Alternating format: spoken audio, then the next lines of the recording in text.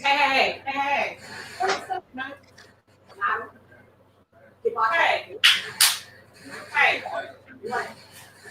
I'm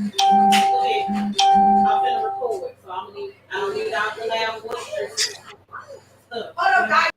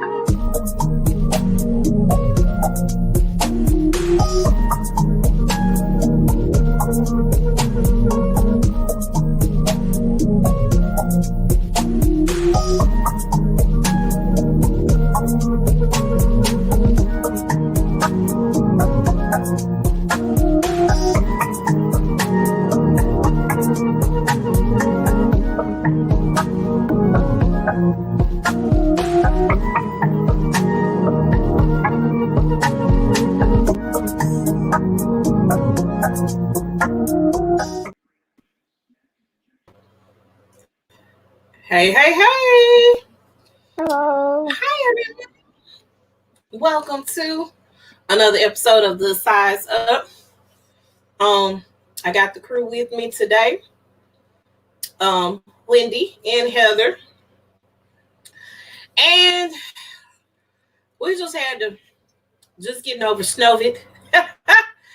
2021 here in the great city of Memphis. It's a whole mess out there in the streets. People can't find water anywhere. It's pretty messy out there. Streets are melting here and there. The neighborhoods are suffering because nobody's plowed down the streets of the snow. So, but we're trying to make the best of it. I finally got out in it yesterday and went to Aldi. I'm glad you got some food finally. You were talking about you needed some food. Well, I mean, I had some things to like cook because that's what we were doing. I really wanted some wings because normally on Fridays I don't necessarily cook dinner. We have like a burger night, so we like order pizza or do something like that. Not every Friday night, but this particular Friday night, this is what I wanted. I wanted me some wings. And of course, nothing was open. So couldn't do that. But all week, a lot of us have been in the house. Those who were able to stay in the house, I was able to work from home this week. Kind of enjoyed myself with the boys. They kind of expected me to be here this week, but my boss said, no, ma'am. Y'all have to be in the office bright and early Monday morning. So I will be back at work. How has this week been for you guys? Hell. Oh, not hell, girl. I've been stuck in a house since Sunday last week. Yeah, me too. Same. And now this is unlike the pandemic because at least during the pandemic, if I was having a little bit of cabin fever, I can go do Uber Eats. I try to go to the grocery store Tuesday and got I got stuck in the snow twice. But then I ended up spending $134 at Kroger's. Then I looked at my fuel points and it said 542 points. So that means in the month of February, I didn't spend $542. Ooh, Lord. I about spend that much in groceries too, because I shop at Aldi, but there's some things that I have to go like and still get from Kroger and stuff. So probably about a month. If I shop at Kroger, mine would probably be over that amount. If Kroger was my first choice. I know Hilda got points for days. I ain't even gone. But see, the thing, I don't really do a whole lot of shopping anymore because I did so much in the past, just just in the past that a lot of my stuff is fresh produce, and I get it like Sprouts and Aldi, so I don't get a chance to like really get them Kroger points anymore. There was a time where I was, racking up, but if you add the stuff on the weekends, then you get like 3 or 4 times the points. So that's where I was getting the fuel points. I actually don't know how many fuel points I have right now because I hadn't looked. I ain't been nowhere. I've been not having to fill up every 2 weeks. Because you ain't got to take nobody nowhere. Yeah. I let Faith know. I have to switch up between Faith and my other friend, my son's godmother, because they drive a lot. So this month, Faith, I'm sorry, I got to give it to my friend's my other friend. It's okay. I had 30 points, so I used them today. Okay. So I'm good. Hit me up next month though. I'm sure I'm gonna have more than 500 points. This dude is non-stop eating, non-stop. I keep telling my kids I'm gonna put them out and let them feel for themselves. I mean, that's a solid plan, actually. I threw a shoe at my son because he kept going into the pantry. That's what they do. They go back and forth to the refrigerator, to the pantry, or whatever. It's like it's a never-ending story. And my child, this week, apparently Shelby County Schools has something called asynchronous study. Synchronous day. Asynchronous learning day, or it's 2 days this week. They said it's the whole week. Merging back into the school system. I mean, some of them are going back in person. So some of them are going back in person. This is the day. They got a couple of days this week, a couple of days next week. Where no. This is the text message I got. February the 22nd through the 26th. The whole week they're going to be doing this. They have to log in and they have to do their independent work. Now I don't know what's going to happen the following week, but I know this week that's what they're supposed to be doing. Yeah, because they're supposed to start back the first Monday in March. Yeah. Well, I told them, they gave us a choice. They asked us, what do we want to do?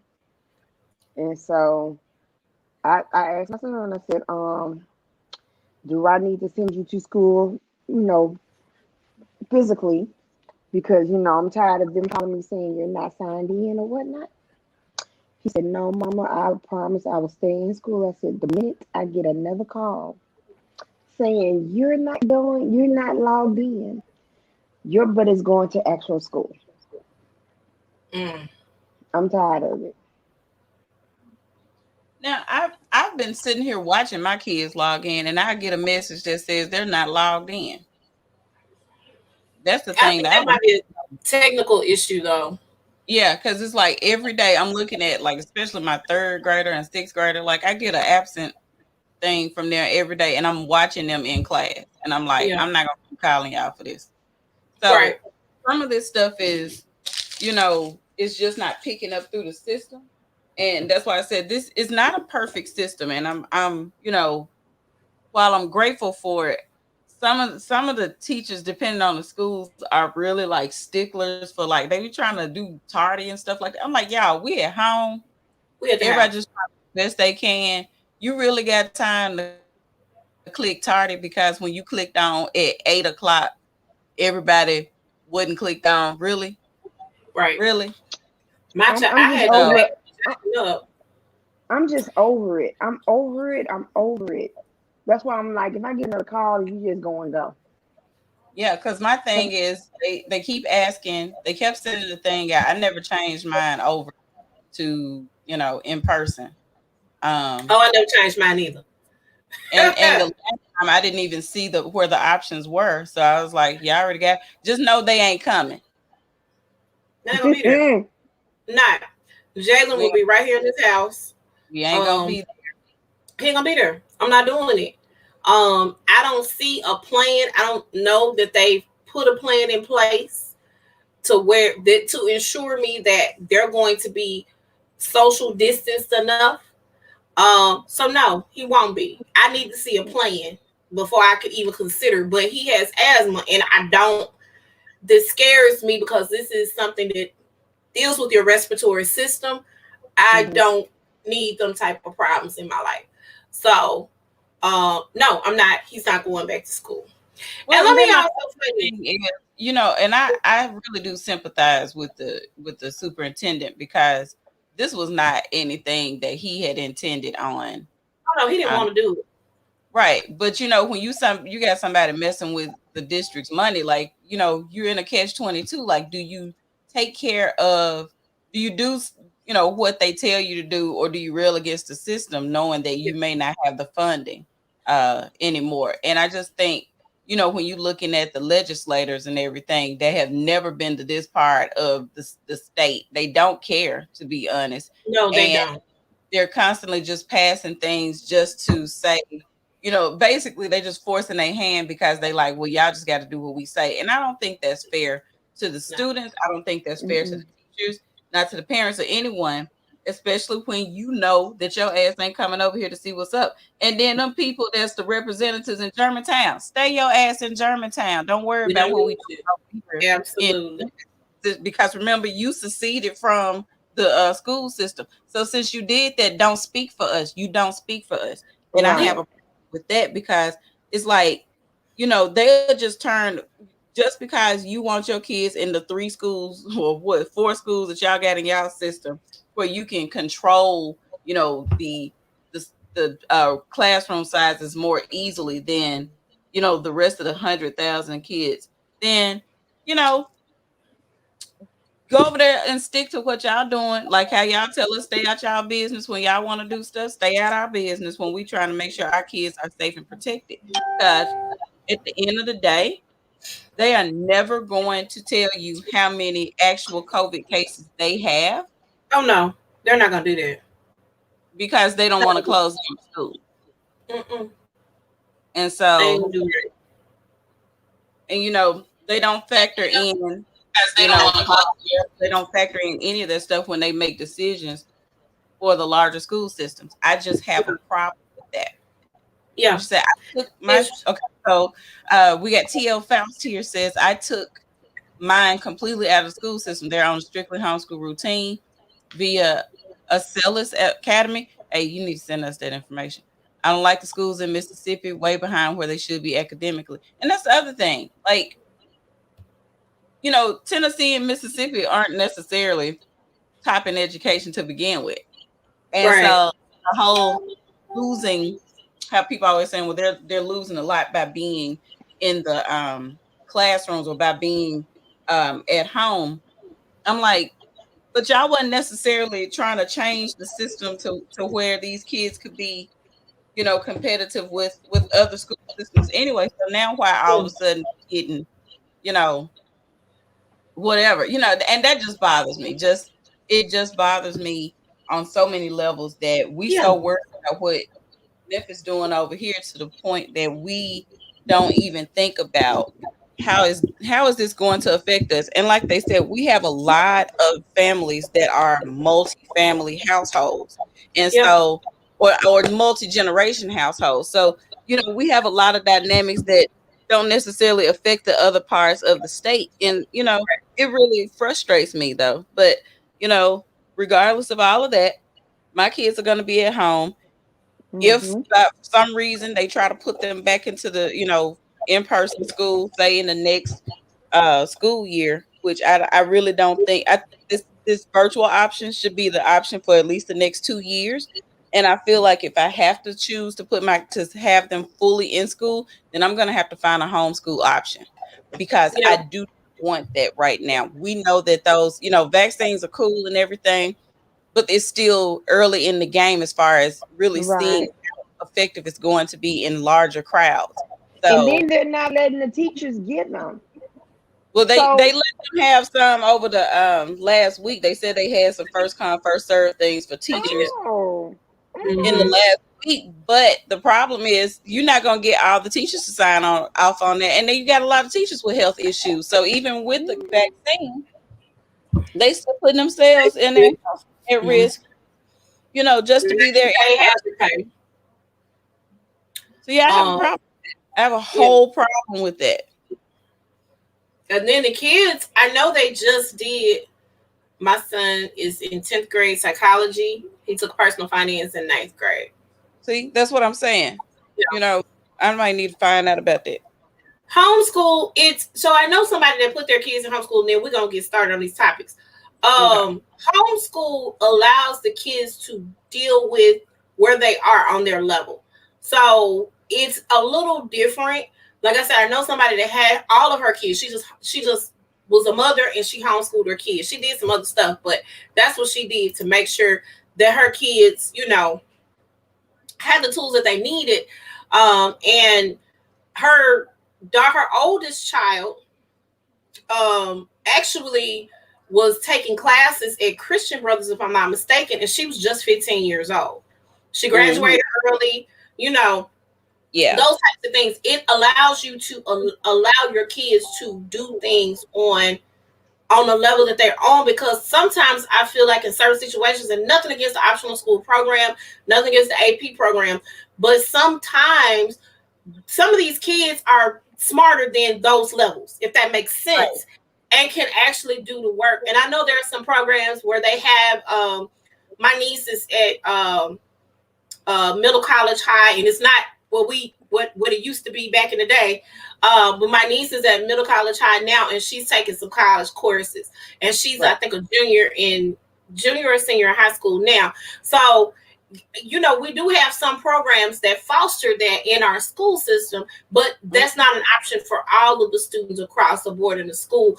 And so that's you know what I'm saying? You don't give them that option to kind of soar.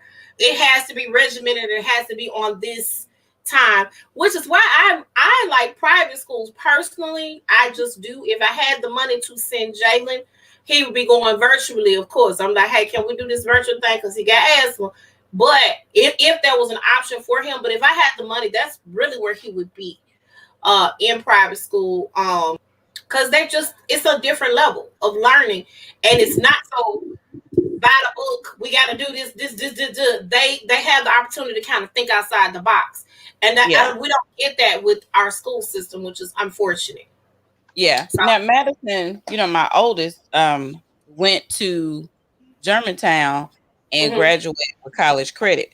So, that was a good thing then. And like you said, there are opportunities like when you are a little bit faster paced than, AP even, that you can get that hybrid type of learning. But yes, it's not available to every child, and especially not every school. And so that's one of the issues that, we have a lot of times is that, we don't have all of those options to our children. Let's just be frank about it. It's about our children versus the other kids in other parts of the state. It just happens to be one of those things that we got to continue to fight for.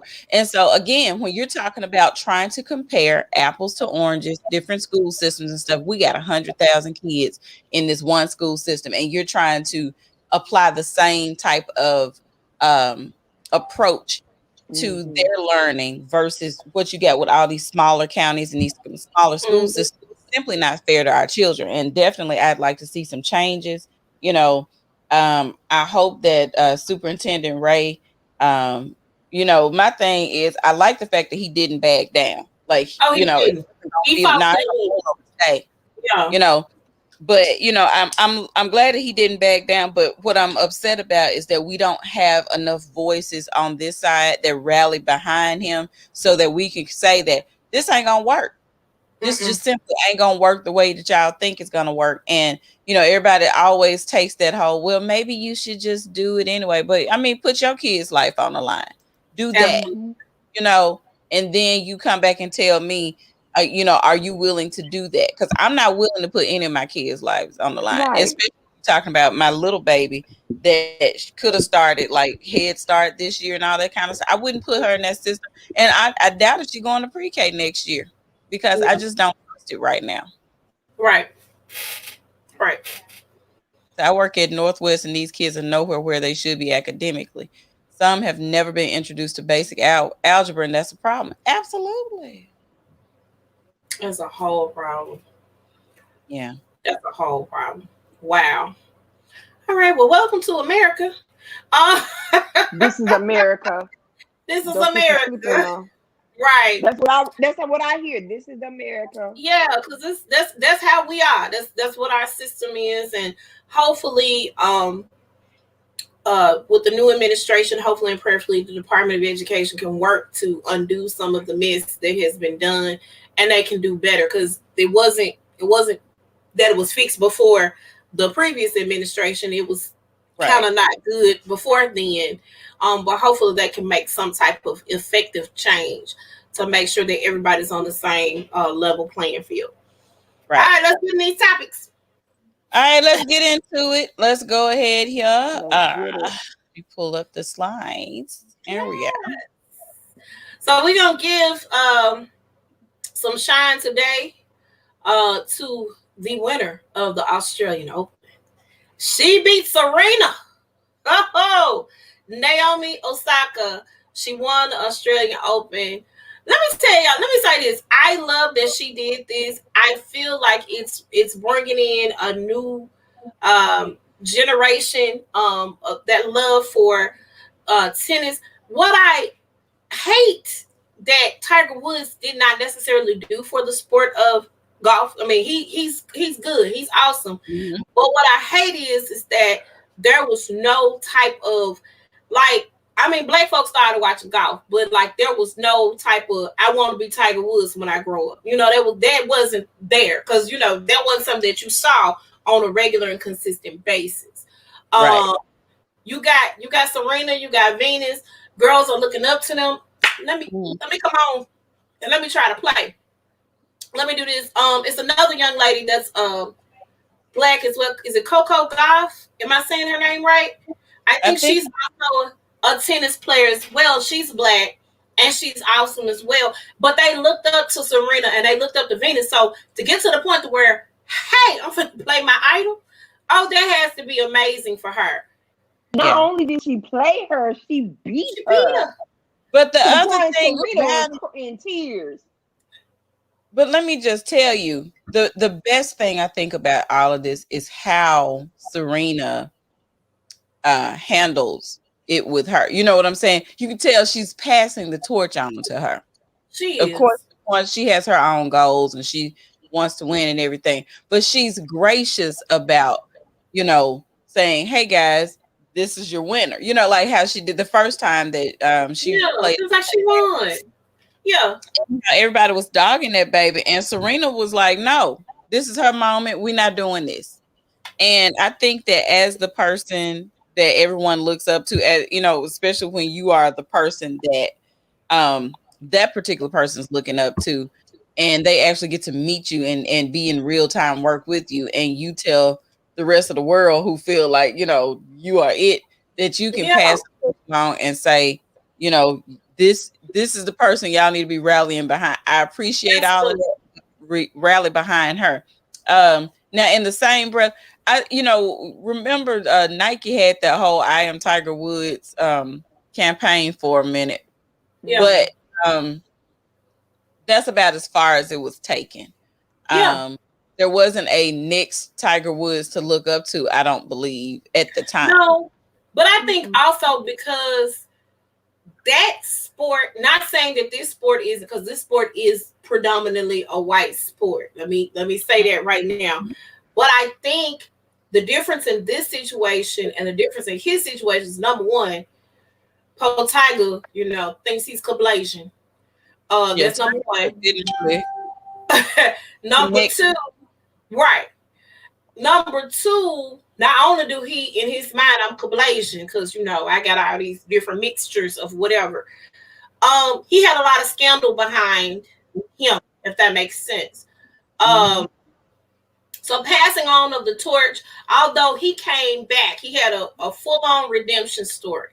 I saw the documentary. We talked about it on our other podcast, It's On. And I was shocked. I was like, wait a minute, hold on, wait a minute. They've been following you around for how long? You've been doing this for what?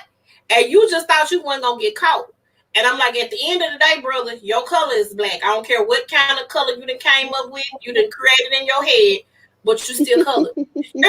So I think, I don't know that they were looking for that, and they wanted him to kind of have a niche on that market because they made a lot of money off of Tiger Woods. They did a lot to try to cover that up. Yeah, if Elin had never found out about that scandal about him and that girl, Tiger probably still would have been going strong because they put a lot of money behind Tiger Woods. They made a lot of money off of him, and they wanted to make sure that they were going to continue that money train. Of course, you know, once everything was out in the open, it was like, okay, well. It's also part of their culture.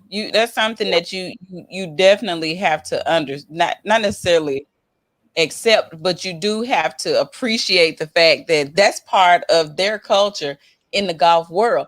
And you know, most of them, when you start listening to the stories and everything, you find out most of them had the same issues, and had it not been for, you know, whatever set of events that took place, that, you know, they would have found out, or the public would have found out, because it's always been there. That's part of, you know, I hate to say that, but it's what they do. I was so shocked. I was like, okay, basketball, football, you see the little groupies. I didn't know they had a whole station in the golf world until Tiger Woods. I said, well, dang. Any sports that conduct money, that has money, you can get money. They probably got soccer holes. They probably got hockey holes. They got, you know, they got baseball holes. Right. They probably got I've never correlated money to golf like that. I mean, white people play it. Okay, I'm sure they make a little money off of it. They may already have money, whatever. You know, that was my thought process behind it. I didn't know how much money was in golf until Tiger Woods started playing. Like, that ain't something that black people, I didn't know. I had no clue. Yeah. Think about it. Golf is what they call one of the wealthy sports. Wealth is always quiet. You never know what people are making when they're wealthy. You never know what type of money you're really dealing with unless you get to be a part of the club. That's why they have golf clubs and I mean, you know, all the country clubs and stuff, because they don't want you to know. Right. You know, it's just as simple as it's a need to know kind of sport. I mean, I know that now, but you know, at the time I was like, people get after you because you play golf, like. Right. So that was my thing. All right, next topic. Oh, I wanted to let me see if it'll let me pull this little screen share real quick. Okay, got you. Let me see without me tearing up stuff, honey. Let me see. Oh, I like maybe the would say. But y'all, when I say this, baby, put that up. Oh, put that up. She is living her best life. You hear me? Listen. Yes, Naomi. I'm not mad at her. Yes, honey. You do your thing. So first of all, represent for your black Asian, Blazasian. Look at that. This is her Instagram page. Come on, Naomi. Hot the Porsche, all on my mama say. You got the Lakers on. Sun gon' shine, nigga, sun gon' shine today. I remember them cold nights. Hold on, I love it. I had to share that. And that's the other thing that I really like about, you know, her especially being young, 20-some years old. She's really putting culture. She's adding culture into and Serena and Venus did it too with their braids and the beads and all those different you know, outfits they wore. They're adding some flavor to you know, seriously, you know, culturally white, but also very white. They used to wear only white on the courts and everything. Now you're seeing them incorporate some personality into the sport, and I just love it. And you know, like Serena got her own, that, you know, she created her own line with tennis outfits. So she did. So I'm loving your lipstick. I know. That's the one that Miss you Kelly, mix I up, right? love it. I do. I have to get it. I'm gonna have to, cause of I love it. Who lipstick? Yours. The lipstick you got on your lips, girl. We talking to you. Wait, who got lipstick? You, honey.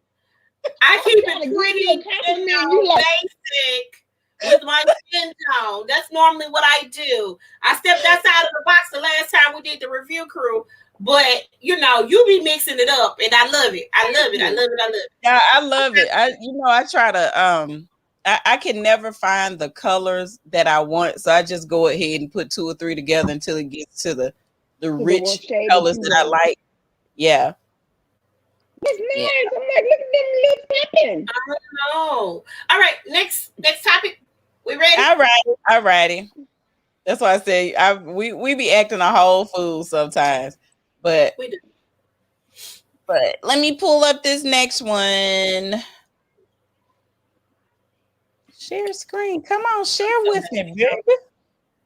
I'm telling y'all, it's a lot of updates happening today, so it's got everything going slow.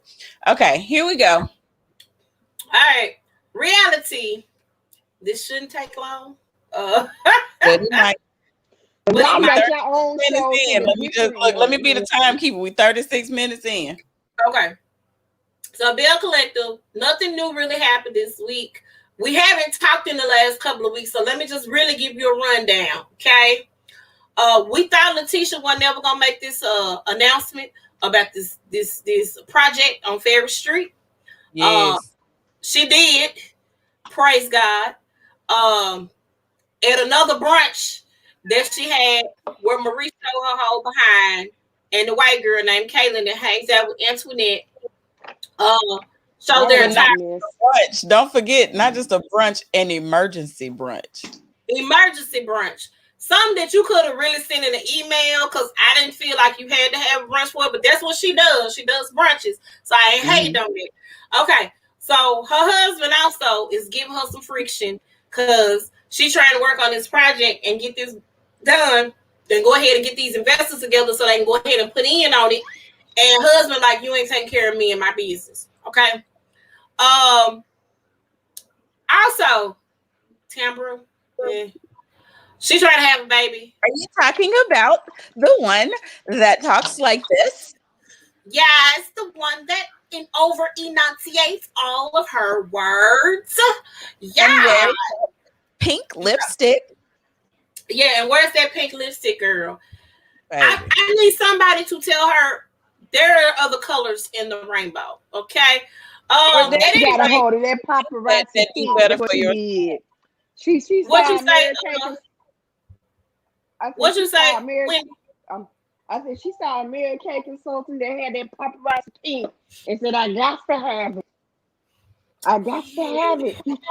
I need her to take it out.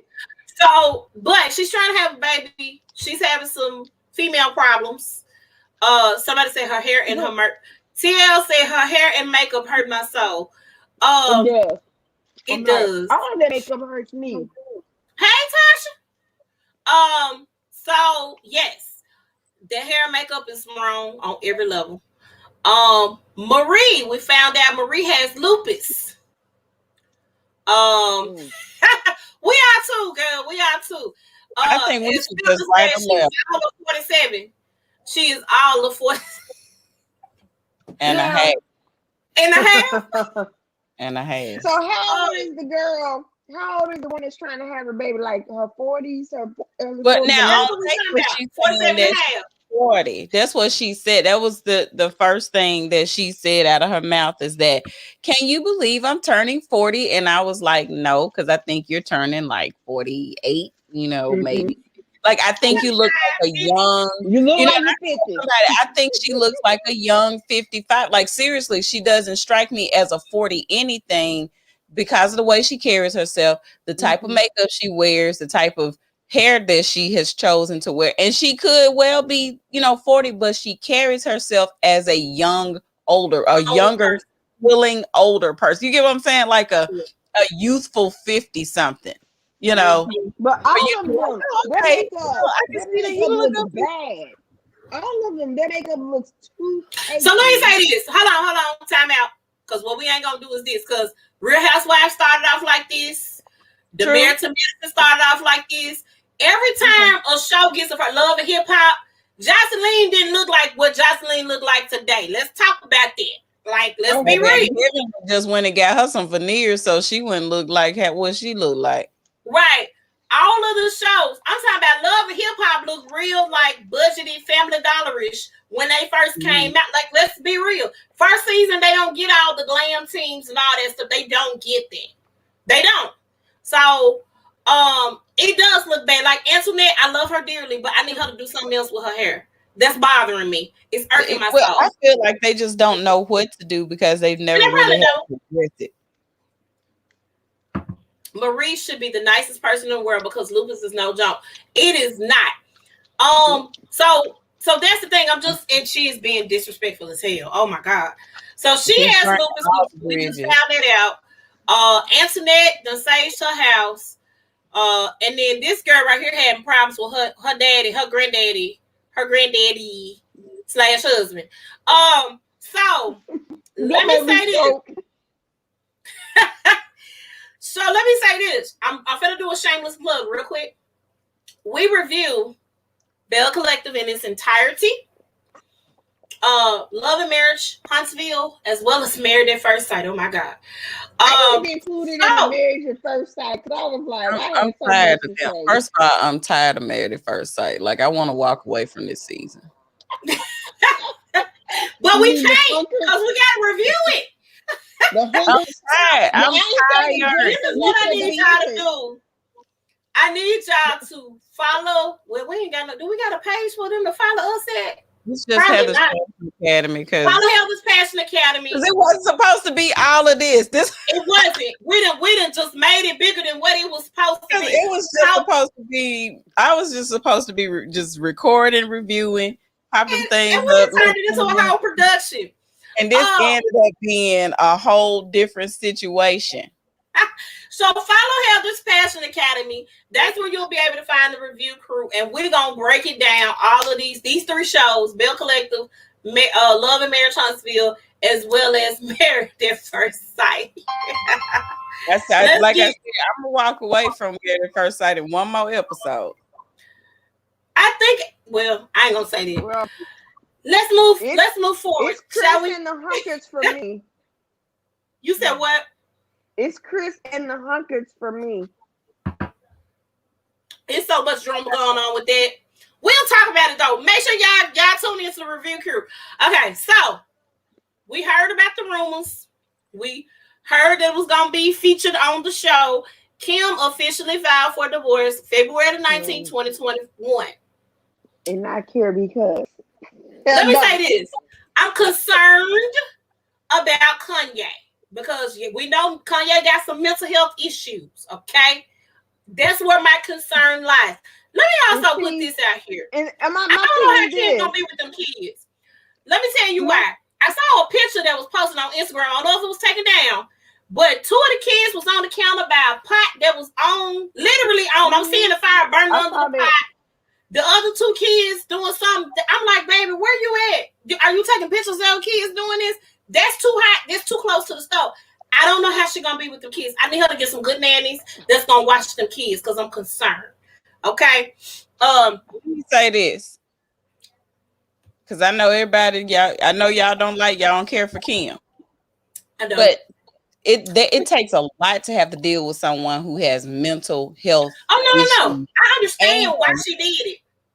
And have to deal with the fact that he's such an egotistical person that he refuses to take his meds, on top of the fact that she got to raise them kids.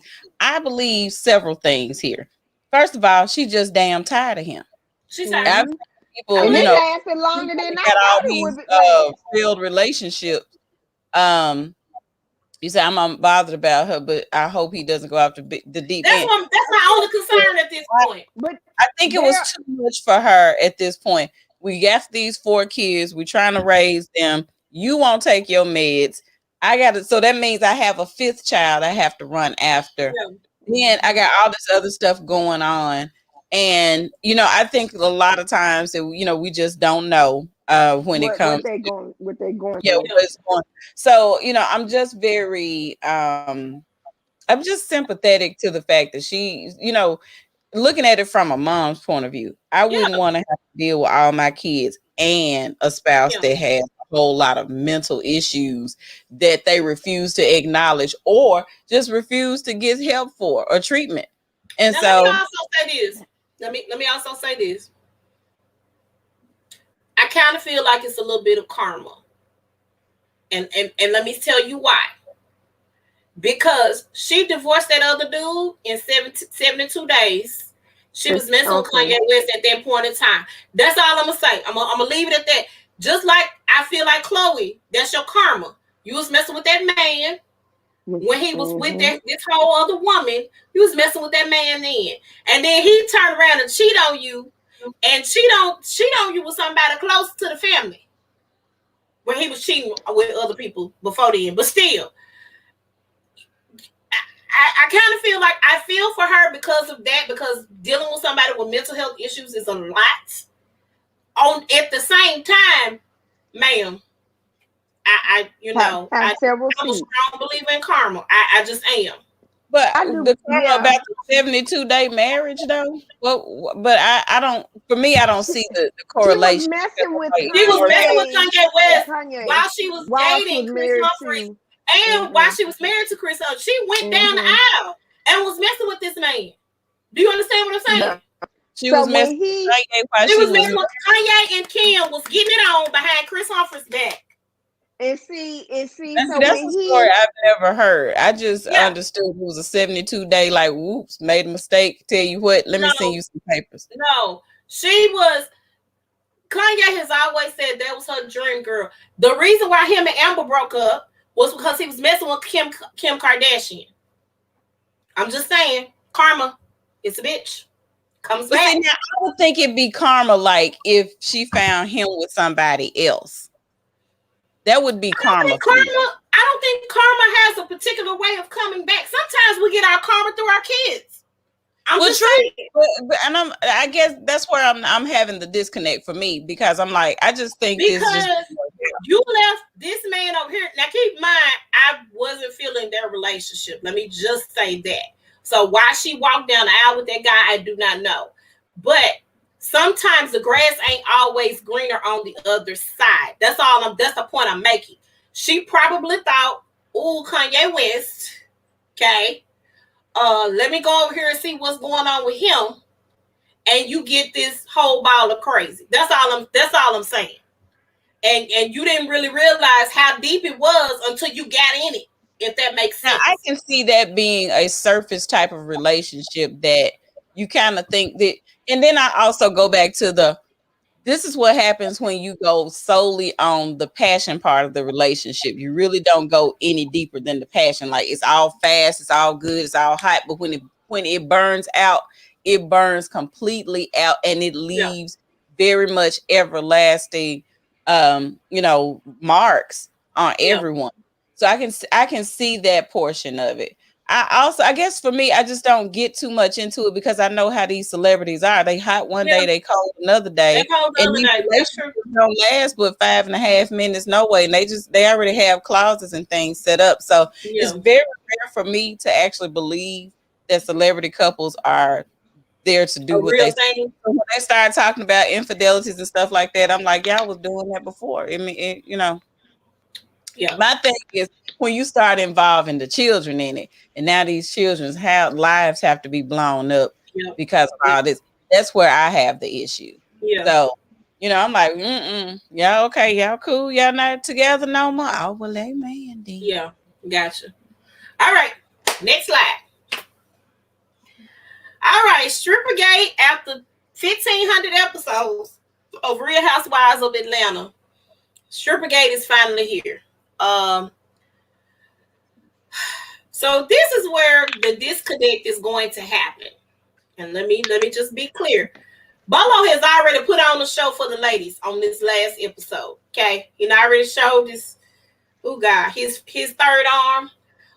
He's already done all the things he's going to do, and he's gone to the room. So the ladies' request, Bolo was like, he'll come and party with them, but the cameras got to be off. So they just sent the producers and everybody home for the evening. Okay. Kenya is purely drunk. So I don't believe she can recollect anything that happened because she rolling out on the floor and spreading her legs wide. So I do not know exactly what's going to go down, but of course, again, Strippergate is here. That's all I want to say about that. I'm not going into deep details about these heifers. It's a wonder I'm still watching them. Heather, if you can hear me, you can go to the next slide. I hope she heard me. Let me keep going. Bolo put on the show. Let me just say that right now. He took some things out. Again, third arm. Portia was dropping it low in front of him. The ladies were pretty out of it. This is why I kind of believe maybe something happened between Toya and Kenya, because they was all in each other's face, kissing on each other. Not like tongue kissing, but like they was in each other's face.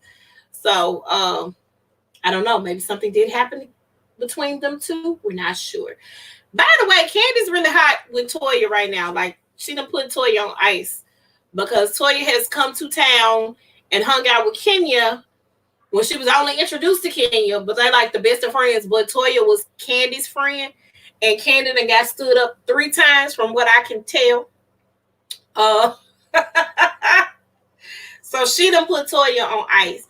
They also asked her, I think Andy asked her about the T.I. and Tiny situation, which that's a whole ball of fire. Basically, she didn't go into details about it. She didn't do like she kind of did. But what she did do was she did state that she wished that people would allow the justice system to work instead of going ahead and crucifying folk ahead of time and finding them guilty until proven innocent.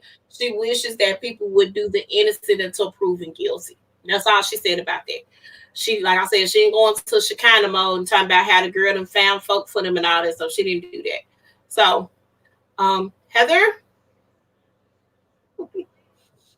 Yes, ma'am. Can you go to the next slide, please? Thank you. Yes. All right. So, the reason why this is a part of reality is because the 2 young ladies that you see pictured here are a part of a reality TV show. Real Love and Hip Hop LA. So apparently Dr. Dre is dating April Jones, who is the baby's mother of Omarion. And Monique Slaughter, who, let me also say this, April also, she dated Omarion, who is the lead singer of B2K and who has his own little career.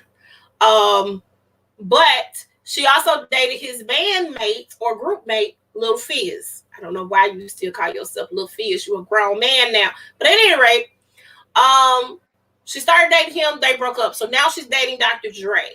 Monique Slaughter, who is the baby's mother of Lil Fizz, decided to get on social media and talk about the fact that April and Dr. Dre are dating. Apparently, Dr. Dre's people, not necessarily Dr. Dre, but Dr. Dre's people got on the phone with intimidating messages and that sort of thing. And so she decided to put Dr. Dre on blast, saying that he's threatening her and stop threatening her and that sort of thing. Monique needs help. I need her to stay off of social media. I need to take a little break because that was not any of her business to discuss at all, period. So that's all I want to say about that. Heather, you can go on to the next slide. All right. So I was very disappointed with the Senate. I thought that we had the majority, but apparently we kind of don't, because we kind of split down the middle. So we needed 60 people to vote in order to officially carry out these charges against Donald Trump. I was hoping that, people coming in the Capitol to kill me would have just made y'all double down on this is ridiculous. So this man gets a library in his name. He can run for president in 2024 if he wants to. Yeah. He still has Secret Service protecting him. So if a Pookie or a Ray Ray wanted to shoot this man in the head, they can't. It's a lot going on with him right now. By the way, Trump Hotel been knocked down in Atlantic City. That's a good thing from my understanding. Yeah, Cheeto Head. Cheeto Head is, yeah. So I would like to think that Biden can pull this off again, but Biden has to come off with some of them promises that he made. But I'm disappointed in the Senate that they did not follow through with those charges. What do you guys think? I'm not surprised at all. I'm not surprised at all because I feel like this right now with the other party. If they mouth moving, they lying. So, and so I can't trust that anything they say is going to be the truth. They say what they want to say. They don't follow up on things, and then they try to hold other people accountable for their actions. You know, and that's the thing that so you're not going to get any type of participation out of them. You know, and that's the sad part about it because they believe in winners and losers and not working together for the greater good. No, they don't. You know, they just not going to be that way. I need them to, and so I feel like they're going to be enacting. And Myra, I want to know why you think this. I think so too. He's going to be old. No, it's not because he was old. Nope. I don't think he really wanted to be president, but because of what Trump was doing and stuff, he had no choice. He was the only one that can beat Trump. Right. But I'm thinking, so let me ask you guys. Let me finish. What I think is going to happen is he's going to groom Kamala to take. That's what I was about to ask. President. That's what I was about to ask. Do y'all think this is like a grooming stepping stone for Kamala, and they put their support behind her? So here's my thing: if that's the case, do y'all think Kamala would win against Donald Trump? Because they didn't pick her. Keep in mind, she ran. Let's talk about that. She did run for the Democratic. She ran, right. But now that she is vice president, showing, this is what I'm thinking. She's going to be groomed to become president, doing the duties. I'm positive that she has more things to say to what to do than what Biden has to say. I'm sure that she's going to win, Myra. She said she's going to win. Now, if Trump is the Republican choice, you don't think she can beat Trump? No. Look at what they did to Hillary. If it's a woman of any type, any woman, anybody with a vagina, pretty much, if they run against a man, they're going to run them into the ground. They're going to pull everything. You know, people already, and our own people, have a problem with Kamala. I don't understand you colored people. I don't. I want to say that I understood the hesitation with Hillary. Let me be clear. I definitely understood the hesitation with Hillary because, you know, war on crime. Right. The drug deal. Them folk in Haiti. I understood all of that. She was a lesser of the two evils for me, and I voted for her. But I was quite hopeful, but I learned y'all don't really like women like that. She won the popular vote. She did do that. She did do that. Trump lost the popular vote twice. So it wasn't that the people didn't want her to be president. It was the damn electoral college that did it. Which I hope. Let me say this. I feel like if that's the case, then hold on. But let me also say this. Maybe with some of the rules changing, because remember, at that time, the electoral college could do whatever the hell they wanted to do. Now they can't. Right. They have to go with what the Whatever the state state. the majority of Mm-hmm. the state, and that's how Biden actually won the electoral Yeah. college, because hell, we didn't change. So okay, electoral college got to go with what the hell, Georgia That and and the them. black folks vote. The black folks vote. The black folks carry Biden. I'm sorry to say that. They did. I think here's the thing with Ain't no Kamala. point in being sorry about that. That's the truth. Yeah. Truth. But here's the thing that I think is the issue with Kamala. People are still misinformed about the situation when she was the DA in California, and people are gonna hunker down on that, especially us in the black community. They're gonna hunker down on that. I had a black men in prison. Yeah, I had a I'm sure there were white folks that put black men in prison too. A whole bunch of them. Listen, anytime I had a debate with one of my friends about the fact that she felt like Kamala was, what's the word I'm looking for? Capitalizing off of the black race. And I was like, well, she black. All Jamaicans ain't black. Off something that you are. All Jamaicans ain't black. Oh, okay. But hold on. But have you heard Kamala say that she ain't black? Kamala has never said she's not black. Kamala has also said she's not. She has never said she's African American, because we had a debate about that. I said she can't help what the news is saying about her. I ain't gonna correct it if that's what I gotta correct it every time I get on. What am I doing that for? I don't have time to police everybody's words about me. Right. The best that I can do is give you the information from me to you. It's up to you to decide to tell exactly what I said. Yeah. And so if you took all of she's gonna spend the next 4 years defending her heritage.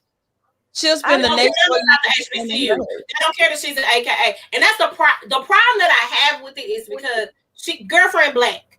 Let it go. You don't want to say that. Y'all want to not claim Jamaicans as black unless it's convenient for you to stand up for whatever cause you want to rock or do whatever, with. And that's fine. Let that girl be who she is, which is black and Indian. Her father is Jamaican. They black, okay? Mm-hmm. Black. They black. And stop with this mess. And we ain't got time. I don't have time to be arguing about it over whether or not Kamala is black or not. I ain't got that type of time in my. And if she wasn't raised black, what the hell? Come on, man. That's like saying all the black students at Yale weren't raised black. I use Carlton from The Fresh Prince of Bel-Air as an example. He wasn't raised black. Well, he knew he was black. No, the hell he didn't. Did you not watch the same show I did? Carlton didn't think he was black most of the damn time. Like, I think Carlton. This is where what I think happened in this show. I think the first time. I'm glad you said that because I thought that's a good discussion to have because Carlton grew up knowing he had privilege. Yes, he was aware that he was black, but he knew that it didn't play a part in his daily lives. The way that most people who grow up in middle to low income families. You're constantly reminded every day that you're black.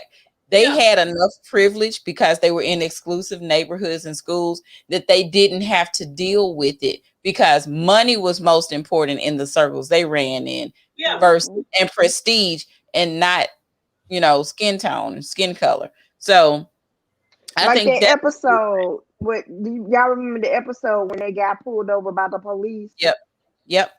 And he thought that because he was of a certain status and caliber that he wasn't gonna be harassed, and it turned around to the white folks. It don't matter your skin color, you still black, and we're gonna treat you however we want to treat you. That was a powerful one. Yeah, and that was the thing. That's why I was saying he grew up with privilege, not having to address his ethnicity and race, because of the circles that he grew up in. What is that? Kamala would have to carry white women, Hispanics, and the whole of black vote to win, and she can't do that. This is what I think she would have it. I think at this point people are looking for change. I think people are hungry for change. I think people are seeking change in a different kind of way right now. I'm not sure if she could actually win, but I know she will come damn close. I think that what we're seeing baby boomers are getting older, and we're seeing Gen Y and Z coming into power, and there are enough of them that could flip things. There are enough of them that have lived through all of this bull that they are tired of it, and they are seeking something way different. And the one thing that she does have over anybody else is that she does identify and relate to younger people. You know, we've been all these years, everybody's been trying to make it palatable for older generations, you know, and especially boomers. You know, Gen X gets looked over, you know, but the baby boomers is every time when you're looking at stuff, that's who they want to appeal to. I think that once you start getting some of these long-term congressmen and senators out of office, Lindsey Graham, Ted Cruz, and Mitch McConnell, especially, once you start getting them out of office and putting younger faces there, then there you should have the momentum to get someone like a Kamala into office to be president. It's the mindset change that's going to happen. It's not going to be overnight, but I do believe in 4 years, there's going to be enough that pushes it a little bit closer towards someone like her than, say, another white male. So you know what? There needs to be a time limit. There needs to be a time, like there's a term limit. Like there's 2 terms for president. There need to be 2 terms for senators. The only problem with that is that the ones that actually have been fighting for their districts and stuff would be out of office as well. It's kind of a double-edged sword, right? It's like you kind of want the term limits for the people that need to go, but then you kind of need them for, you know, then you kind of don't need them for the people that actually do the work. So I think that, I don't know, 20 years. I think by after 20 years, you should, you know, go sit down. Should be good and free of all the crazy stuff. Do like any other job, retire. And you know, but they don't want to retire. They want the power. They show them they want to be it's about power. You can see that they damn near got their asses killed, and guess what? They ain't do nothing. And see, I wanted to say something. This is what pissed me off about this. Okay, so you acquit him. I'm talking about Mitch McConnell. You acquit him. Then you turn around and say that he needs to be held responsible. You had that chance, bruh. You had that chance. Explain to me where you think that was going to happen. I was like, okay, but why would you turn around and say, oh, but President Trump needs to be held accountable for the insurrection? That's what the hell the impeachment was for. Talking about he do need to be arrested, bruh. You can't. No. But again, you still got you have incompetent people in office that probably don't even know why they're supposed to be there in the first place, and they switch around and they interpret the law the way that they want it interpreted to fit them, to suit them and their, you know, dreams and everything. And it's not fair to everyone else to have these people who are not actually looking out for the best interest of their constituents. You can see this in the way that they vote for these stimulus packages. You can see this in the way that they talk down about people. You see it in the way in how they uplift the former, the space. And then, you know, and then you keep moving on, and they are still very much bootstrap people, but at the same time, they can find sympathy for people who really don't need it. So, you know, at some point we have to understand that we got to get stronger about stuff and stop fighting each other over stupid stuff like, where's your African heritage before you can say you black? Right. You know, the realization of how many people actually voted for Trump really shows how scary all this actually is. This is also what lets me know that it will be hard for Kamala to win. That's true. Because, you know, it's a whole lot of folk out here, you know. Biden should have won by a landslide. But let me tell you why he didn't win by a landslide, too. Scare tactics. Nope. That too. But guess those people who were hell bent about Bernie Sanders winning, being president, I still believe some of them withheld their votes. Mm-hmm. I think that y'all, I'm like, y'all silly. Why are we fighting within one The party? party? Yeah. Our common goal is to get this dude out of office. But Come hold together. up now. Hold up now. Now the Republican Party, some of the Republican Party are split. You got some people who do not want to associate themselves with Trump because Trump is after them. So if they keep fighting within their party, guess what? So I got another question. Where were they when it was time to impeach? That's what I want to know. Who are those people and why they didn't vote to impeach them? Because some of the senators wasn't even there, wasn't even in attendance. You know why? Because they are still playing to that small percentage of like I said, space supporters, and they're still trying to capture those votes for the next time they run for office. Now here's the catch. What people need to do is look at who ain't voting for the shit that we need them to vote for, and y'all get them out of office. Get them on That's out. what needs to happen. You need to come on out with a vengeance now and get these people out of office. We are also 1 hour and 11 minutes in. Okay, come on. Okay. You know this is longer than the regular stuff. Now, come on. Let's go to the next slide. All right. So, yeah. He never said it was going to be 50,000. No, he never said it, but Democrats had drafted a bill to where $50,000 of student loans would be forgiven. They wanted that. They were pushing it. They would wipe up everything that I owe. But I'm okay. I take 10,000. I take 10,000. I will take 10,000 too. Yeah, he never said. He always said 10,000. Now, when he gonna take this 10,000 out of my hands? I don't know. Here's the other thing. The head of the Department of Education would also have to be in agreement to this, from my understanding as well. When I read the article, the head of the Department of Education would have to be in full agreement to getting it up that to forgive that 50,000. Like, keep in mind, these student loans go back to the government. Let's be real, okay? Y'all might have got some private loans. Some of y'all have got them subsidized. You got them subsidized with the government. Okay? And you know what? I had mine with Great Lakes, and they was telling me, okay, it's going to go back to the Department of Education. All of it goes back. It doesn't matter who you got it through, Navient, Nelnet, Sally Mae, Fannie Mae, all of them folks. It goes back to the government at the end of the day. That's where it goes back. So the government said, okay, I can do the 10,000. Here's the other thing that he thought the reason why he didn't want to do the 50K was because he feels like people who went to like Yale and Harvard, they shouldn't be included in this number. His thought process behind it.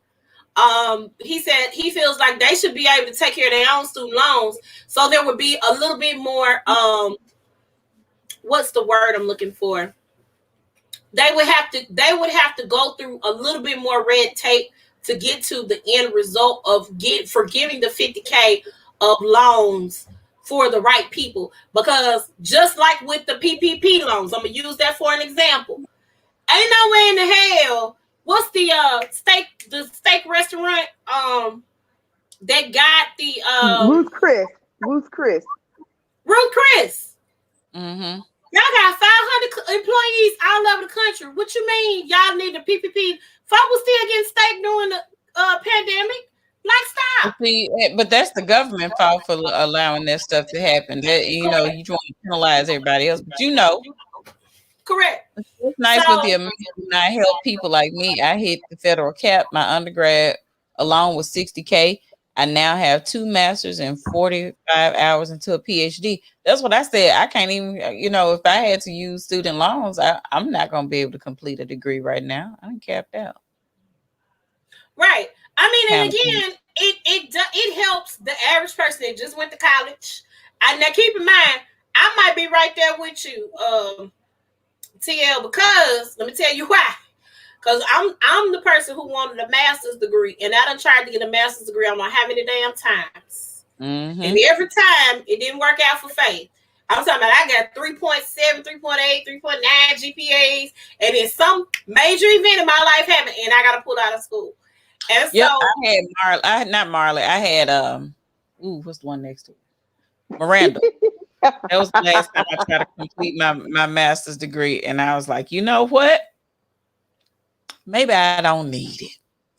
But that's what I said. I said maybe this ain't meant to be. Maybe this is not of God. So let me stop while I'm ahead. Yeah. So, let me get my life together and go on and run these doggone lottery numbers and be done with it. Be through with it. All right, next slide. Next slide.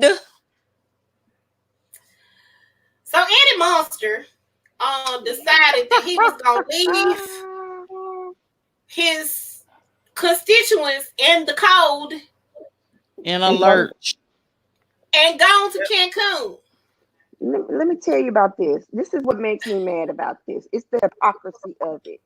Because when California was having the blackouts due to the fires, Ted Cruz was the main one talking about how the California government is not handling their state the way they should have. When they had the Hurricane Sandy up north, he also was talking about how the government in New York and in those areas, the Carolinas, wasn't doing what they're supposed to do. But now, because of what happened, because they mismanage how the energy should go, because they're on their own grid. They're not on their own stuff. They're on their own stuff. They're on their own grid. And so now he's asking for Washington DC to give them government assistance. And you know what? And I'm proud of Biden just doing it, because he said, "Hey, they are Americans, so of course I'm going to do it without any backlash." He can't be Diddy. He can't be Trump. Okay, he can't be that person. Because if he that person, he just like Trump. Let me tell you this: this Negro lied. Let me first go here. Okay. The kids' school was closed down, and rightfully so, because just like Memphis, Texas don't do snow, not like that. Okay. Mm-hmm. Then on top of it, ain't no electricity. Mm-hmm. The water iffy. It's all kind of stuff going on. We just dealing with a water crisis here. They dealing with the whole gamut down there. Okay. They melting snow to get water. You said what now? They're melting snow to have water to put in the toilets. That's what they're yeah. So I do say that although I done been to like 10 different stores where it wasn't no damn water, I can only thank God that we didn't have a problem, because keep in mind, snowstorm, ice storm of 94 had us out here looking crazy, okay? But we didn't have those issues. Let me say that right now. We didn't have the same issues, so I can only thank God that we were blessed. But they didn't have any power. And here's the thing. And I'm gonna say this, and I'm back up off of it. I think they cut the power off. That's what I wholeheartedly believe, is that they because they were doing rolling power outages. I don't think they had anything to do with that snow. I think that they were cutting their power off. That's what I believe happened. I have family in Texas. I did not agree with that at all. And you got people that have died. Do you hear me? Died, I tell you, because they trying to get some type of heat. They have below freezing temperatures, and you cutting that heat and stuff out. People's water pipes bursting, and it's just a picture of the water froze, like it was coming down and it just froze. I'm thinking this is the day before, the day after tomorrow type of situation. You remember that movie? Right. The day after tomorrow. I was like, what? It was 10 degrees. Correct, Myra. So here is my thing. You said your children asked you to take them to Cancun because they was out of school. That's some white privilegeness right there. So you said, okay, we're going to Cancun. Then you see, we acting a whole fool because you done took your ass to Mexico and your constituents in Texas freezing their behinds off and dying because they got carbon monoxide But hold on. But didn't he say that Mexico was the place where they had a lot of rapists and killers and all that kind of stuff? You remember that, right? So but he took his ass fleeing. there. Okay. So then he turns around and says, "Well, I just escorted my girl." No, you ain't escort them, cheer. You was planning on drinking some Mai Tais on the beach in Cancun. That was your plan. Yeah. But then somebody in your camp said, if you don't get your Eddie Monster looking ass back here to Texas, and they left the dog, y'all. The dog looked so pitiful in the picture. I wish I had got that picture. In the pool, in the window, just looking terrible. Like, y'all gonna leave me like this? Y'all y'all gonna leave me. I can't go. Right. And that's the thing. Like, I'm sorry, go ahead. I have such an issue with this whole situation, right? Because there's so many things that was wrong with this. Here's where my fear is, though. People are elect his ass. Even after all this, even though people are calling for him to resign, but you know, the truth of the matter is people will probably reelect him. Because of party lines, because they believe in it strong. And then here goes the thing, they trying to blame Biden on this. The Green Deal had like 10% to do with whatever happened. But the other thing, when you have allowed your utility company to be privatized and you don't hold them to any standards, you don't penalize them for doing things like that. They can do whatever the hell they want because they rogues. They can do that. It's like this. I feel like this. The people who did not vote for these officials, they didn't ask for this. But the people who did vote for these officials, guess what? You got what you get. You got who you voted for. They care nothing about you. They care nothing about you. Now, if this doesn't help make Texas go blue, then it's a lost cause. Well, it's a lost cause, baby, because they fools out there. But let me tell you another thing. Let me roll this into. She said these typos make her look remedial. You got what you were saying. You good? We got you, girl. The thing about it, though, y'all, is this also. I just want to talk about our local utility because here's the thing. I hear people always talking badly about MLGW for whatever reason. And my whole thing is, unless you have actually lived outside of Shelby County for any particular amount of time and had to pay a bill somewhere else, you don't really understand the kind of graces that you really are extended when it comes to the light bills and making payment arrangements and things like that, how they have moratoriums in place, how they have these different things in place. People get upset about that. No utility company is perfect, but when you're talking about this is still one of the publicly owned utilities that try to really work with the public and have programs set up so that things can be taken care of, y'all got to look at that. I lived in Nashville. I lived in Rutherford County at a point where, and that's right outside of Nashville. Nashville's Davidson County. I lived in Rutherford County where if you didn't have that thing paid by 5 o'clock that day, boom, you ain't got no nothing. They cut your light, gas, and water off while you in the middle of being on the phone trying to pay the bill.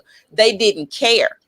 Right. They didn't care. And they didn't offer you any type of cutoff day. They didn't offer you any extensions and things like that. It simply got cut when the bill. Then they give you an extra week after the cutoff date.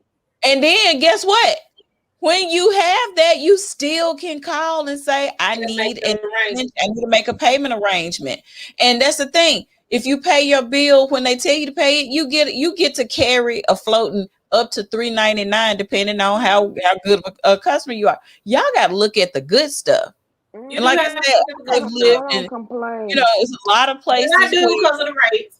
But let me also say this: the infrastructure has to be worked on, and I'm sure it's not. I know it's not just here. That infrastructure is a whole nother beast, because right now we wouldn't be going through the water situation that we're going through, right, if our infrastructure was better. The same with the power lines.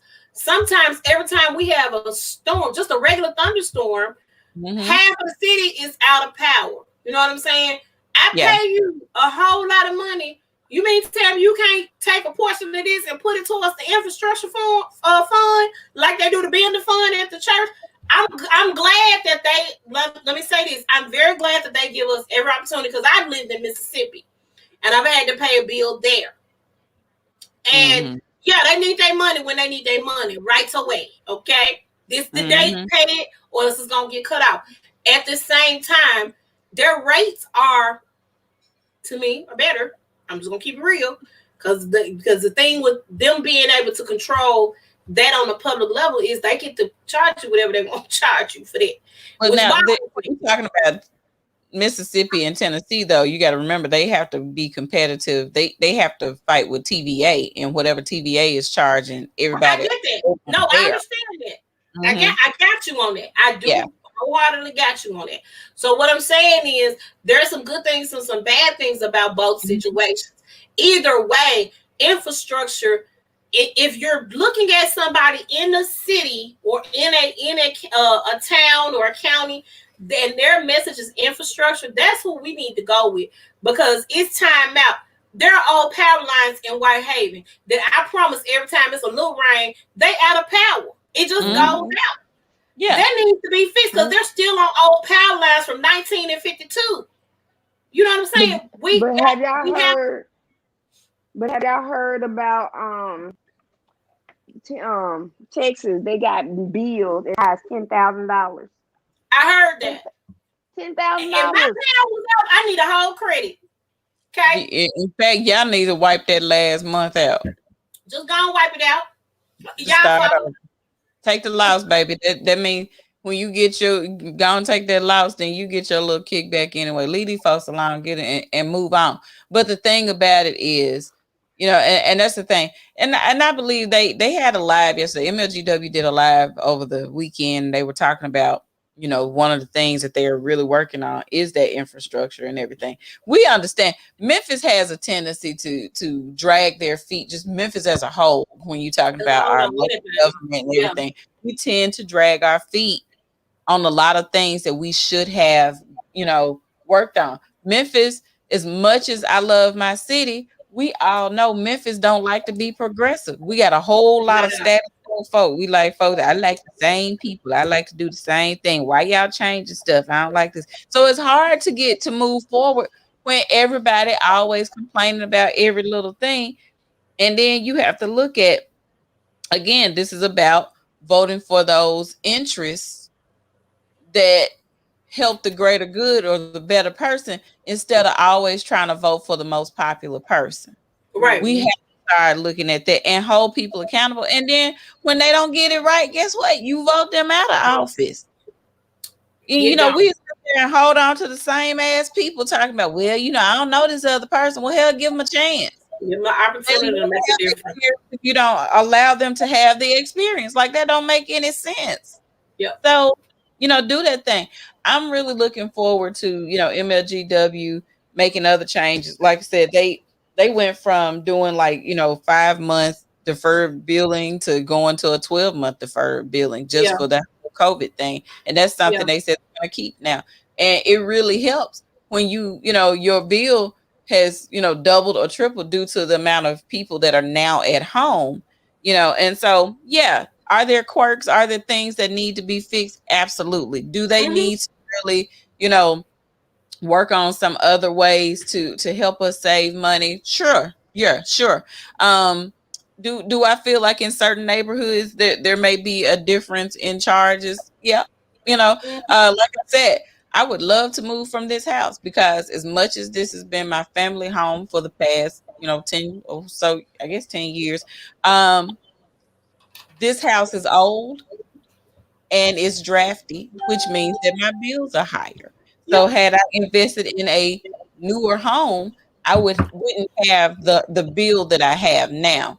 I also do realize, and that's some of the things that you have to do. I ain't willing to put my thermostat on 68, in the wintertime. I ain't willing to do that. I ain't willing to put it on 62 in the summertime. I'm just tell you, I need cold air to hit my face in the summer. I need warm air to hit my face in the winter. And I don't, even though I layer, I want to know that it's warm in my house. So there are things that I know I could do, and I ain't willing to do it. So anyway, but they need to get it together in Texas, honey. They do. Absolutely. Yeah. Next slide. Let's do it. So Tim Boyd, who's the mayor of Colorado City, I think I got that right. Colorado City, Texas. Yes, we talking about Texas. So there are two different posts that I have here. The first one, I guess he was mad at the people complaining about the rolling power outages. So he had time apparently that day. So he goes, let me hurt some feelings while I have a minute. No one owes you or your family, and he grammatically incorrect here because he said you are your family. Ooh, anything. That is the number one grammatical error that makes me want to come find people and hit them in the face with a sack of nickels. Won't W-A-N-T won't. Oh, and want and rather and whether. Ooh. Anyway, keep going. Oh my God. So no one owes you or your family anything, nor is it the local government's responsibility to support you during trying times. It's like this: sink or swim is your choice. The city and county, along with power providers or any other service, owes you nothing. I'm sick and tired of people looking for a damn handout. If you don't have electricity, you step up and come up with a game plan to keep your family warm and safe. If you have no water, deal without and think outside of the box to survive and supply water to your family. If you are sitting at home in the cold because you have no power and you are sitting there waiting for someone to come rescue you because you're lazy, is a direct result of your raising. Only the strong will survive and the weak will perish. Folks, God has given us the tools to support ourselves in times like this. This is sadly a product of a socialist government where they feed people to believe that the few will work and the others will become dependent for handouts. Oh, am I sorry? See, this bothered me. That you have been dealing without electricity and water, yes, but I'll be damned if I'm going to provide for anyone that is capable of doing it themselves. We have lost sight of those in need and those that take advantage of the system and mesh them into one group. Bottom line, quit crying and looking for a handout. Get off your ass and take care of your own family. Bottom line, don't a part of the problem. Don't be a part of the problem. Be a part of the solution. That man right there should have had somebody spell check and Oh no, that was him. That was him being in a fit of passion right there. I'm gonna be Kermit the Frog and just take the hell out of this. But so kind of people. Kermit had to resign because this wasn't no good look. Was not. I feel as though I can't read this second one because damn it, that bothered me. It bothered me so much. Basically, his second post stated that his wife was fired from her job. I thought she resigned, but no, they fired her because she decided she was going to stand up for her husband's ignorant statements. And he said, we took it out of context. Really? No. Now we take it out of context, baby. We took it out of context. I'm sorry that people didn't understand where he was coming from. No, he basically said, we ain't helping you with shit. You got to figure out your own shit. That's what I got. You said what you said, stick to it. Right. So he felt like it was wrong that his wife got fired, but my nigga, it's your fault. You did that. I'm sorry. You could have just kept your mouth closed. If you didn't want to help people, that's kitchen table talk. You say that around the kitchen table with your folk at the house. You run a whole city, bro. But that's another one of those, when you start talking about stuff, that's one of them read the room kind of situation. Like, sir, were you sinking or swimming at that time? You must have had a generator, maybe. I don't know. That's crazy. Pure D crazy. So he kind of, my wife shouldn't have had to be fired. Your wife got fired for defending her husband. You did it. It's your fault. Absolutely. Yes. And I had to resign, so I'm no longer the mayor. Okay, fine. We good with that because you don't know how to deal with people, and I don't know who elected you, but they need to never do that again. Don't ever run for public office. Just don't do run it. for public office. If your heart is not for the people, I feel like those people who don't have a heart for people should never run for office. If you're not a public servant at heart, ever run for office again. Let it go, bro. Let it go. Don't do it no more. Let it go. Let it go. As Elsa says. Next slide.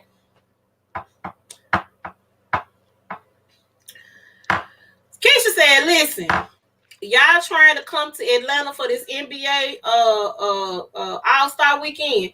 I need y'all to stay at the house. Don't come here. Not and say we did. Because here's the thing. So the Super Bowl, which I didn't put a post up about that, but real quick, they had parties, like parties, like maskless parties. As a matter of fact, the mayor of the city where they had the Super Bowl called 50 Cent out because he had purposefully had a maskless party in Florida. So she said, listen, man, listen, y'all can look at us at another time when Rona Jenkins ain't out here still ravaging the streets. But she said, no, that's not going to be what we down for. We're not doing that. So she said she would love to do it in the future. Now it's not the time. Now keep in mind, Atlanta is wide open, but I don't know what their standards are. I don't know what's going on. They're still having to wear masks and that sort of thing. And, some stars feel like they ain't got to put no mask on. Well, we got a Rona test 2 weeks ago, so we fine. I just don't know. And I agree with her. Nope. Wear your mask. Stay socially. And go sit down somewhere. And go sit down somewhere. She said, stay your tail at home. Don't bring that up over here in Georgia. We good. Mm-hmm. So, I don't know where they're going to have this NBA All-Star game, but yeah. NBA All-Star is supposed to be March the 7th, if I'm not mistaken. And we'll look close to that, so I don't know if they're scrambling to find a city. I'm not sure what's going on with that. But she said, absolutely not. Y'all can have it. Wow. Sit down. Absolutely. Next slide. Oop, overshot. Baton Rouge City Council settles for $4.5 million in the murder of Alton Sterling. If y'all are not familiar with this story or don't remember the story, because this was some years ago when this took place, Alton Sterling was selling CDs outside of a convenience store. Approached by the police. They ended up killing him, of course. So this was one of the people we've been marching for with Black Lives Matter and that sort of thing. And they voted to settle for $4.5 million for the Sterling family. So that's something. Charges, I think they dropped the charges against the police officer involved in this. If I remember correctly, they were not, they may have been charged, but the charges were dropped. And of course, this happens too many times. And really, I'm okay with the families getting the money. Mm-hmm. What I'm not okay with is the fact that y'all feel like money is going to bring that person back. And that's the problem that I essentially have with what's going on here. So I definitely hope that they do it. Since they voted on it, I hope they're able to go ahead and get that money to his family quickly, because they've probably been waiting on that settlement for a while. Because he has children and that sort of thing that was left behind as a result of this taking place. So I definitely hope they get it to them quickly. Yeah, I'm really tired of having to have these conversations with people and their families and actually having to put a price to their life. Like, this is really ridiculous that this is now the standard for us. So we know that things like this that happen are going to result in some type of compensation, or we hope that there's some type of compensation to account for the fact that these people have lost their loved ones at the hands of the very people who said that they're supposed to serve and protect. Mm-hmm. So That wasn't for us anyway. honestly, So yeah, I'm honestly so tired and so over this, because this should not be the way that we live our lives, or even that it's gotten to the point where we're almost numb about it. You see, you get what I'm saying? Like, we're almost numb to the fact that we know that this is a thing, this is what's gonna happen, and just who's next? Who's the next hashtag? And how much of their family gonna get for you going out there slaughtering their loved one, hunting them down like they're animals, like they're game. And then how much is it going to cost? How much is it going to how much will they benefit, from their loved one's death? It'll, and like you said, it'll never bring them back, but damn, I'm really tired of that. Yeah, I'm sick of it too. It has taken a lot. I mean, just this past year alone, and just think about how many incidents that we haven't heard of that have not made the news because somebody didn't have a video camera recording, because the family didn't push to move forward with charges or try to get justice for those loved ones that were dead. I'm almost certain there's so many more cases because a lot of these police officers have had previous incidents with police brutality. They may have been able to live to tell the story for another day, but I'm sure there are a lot that have not. And that's what's bothering me.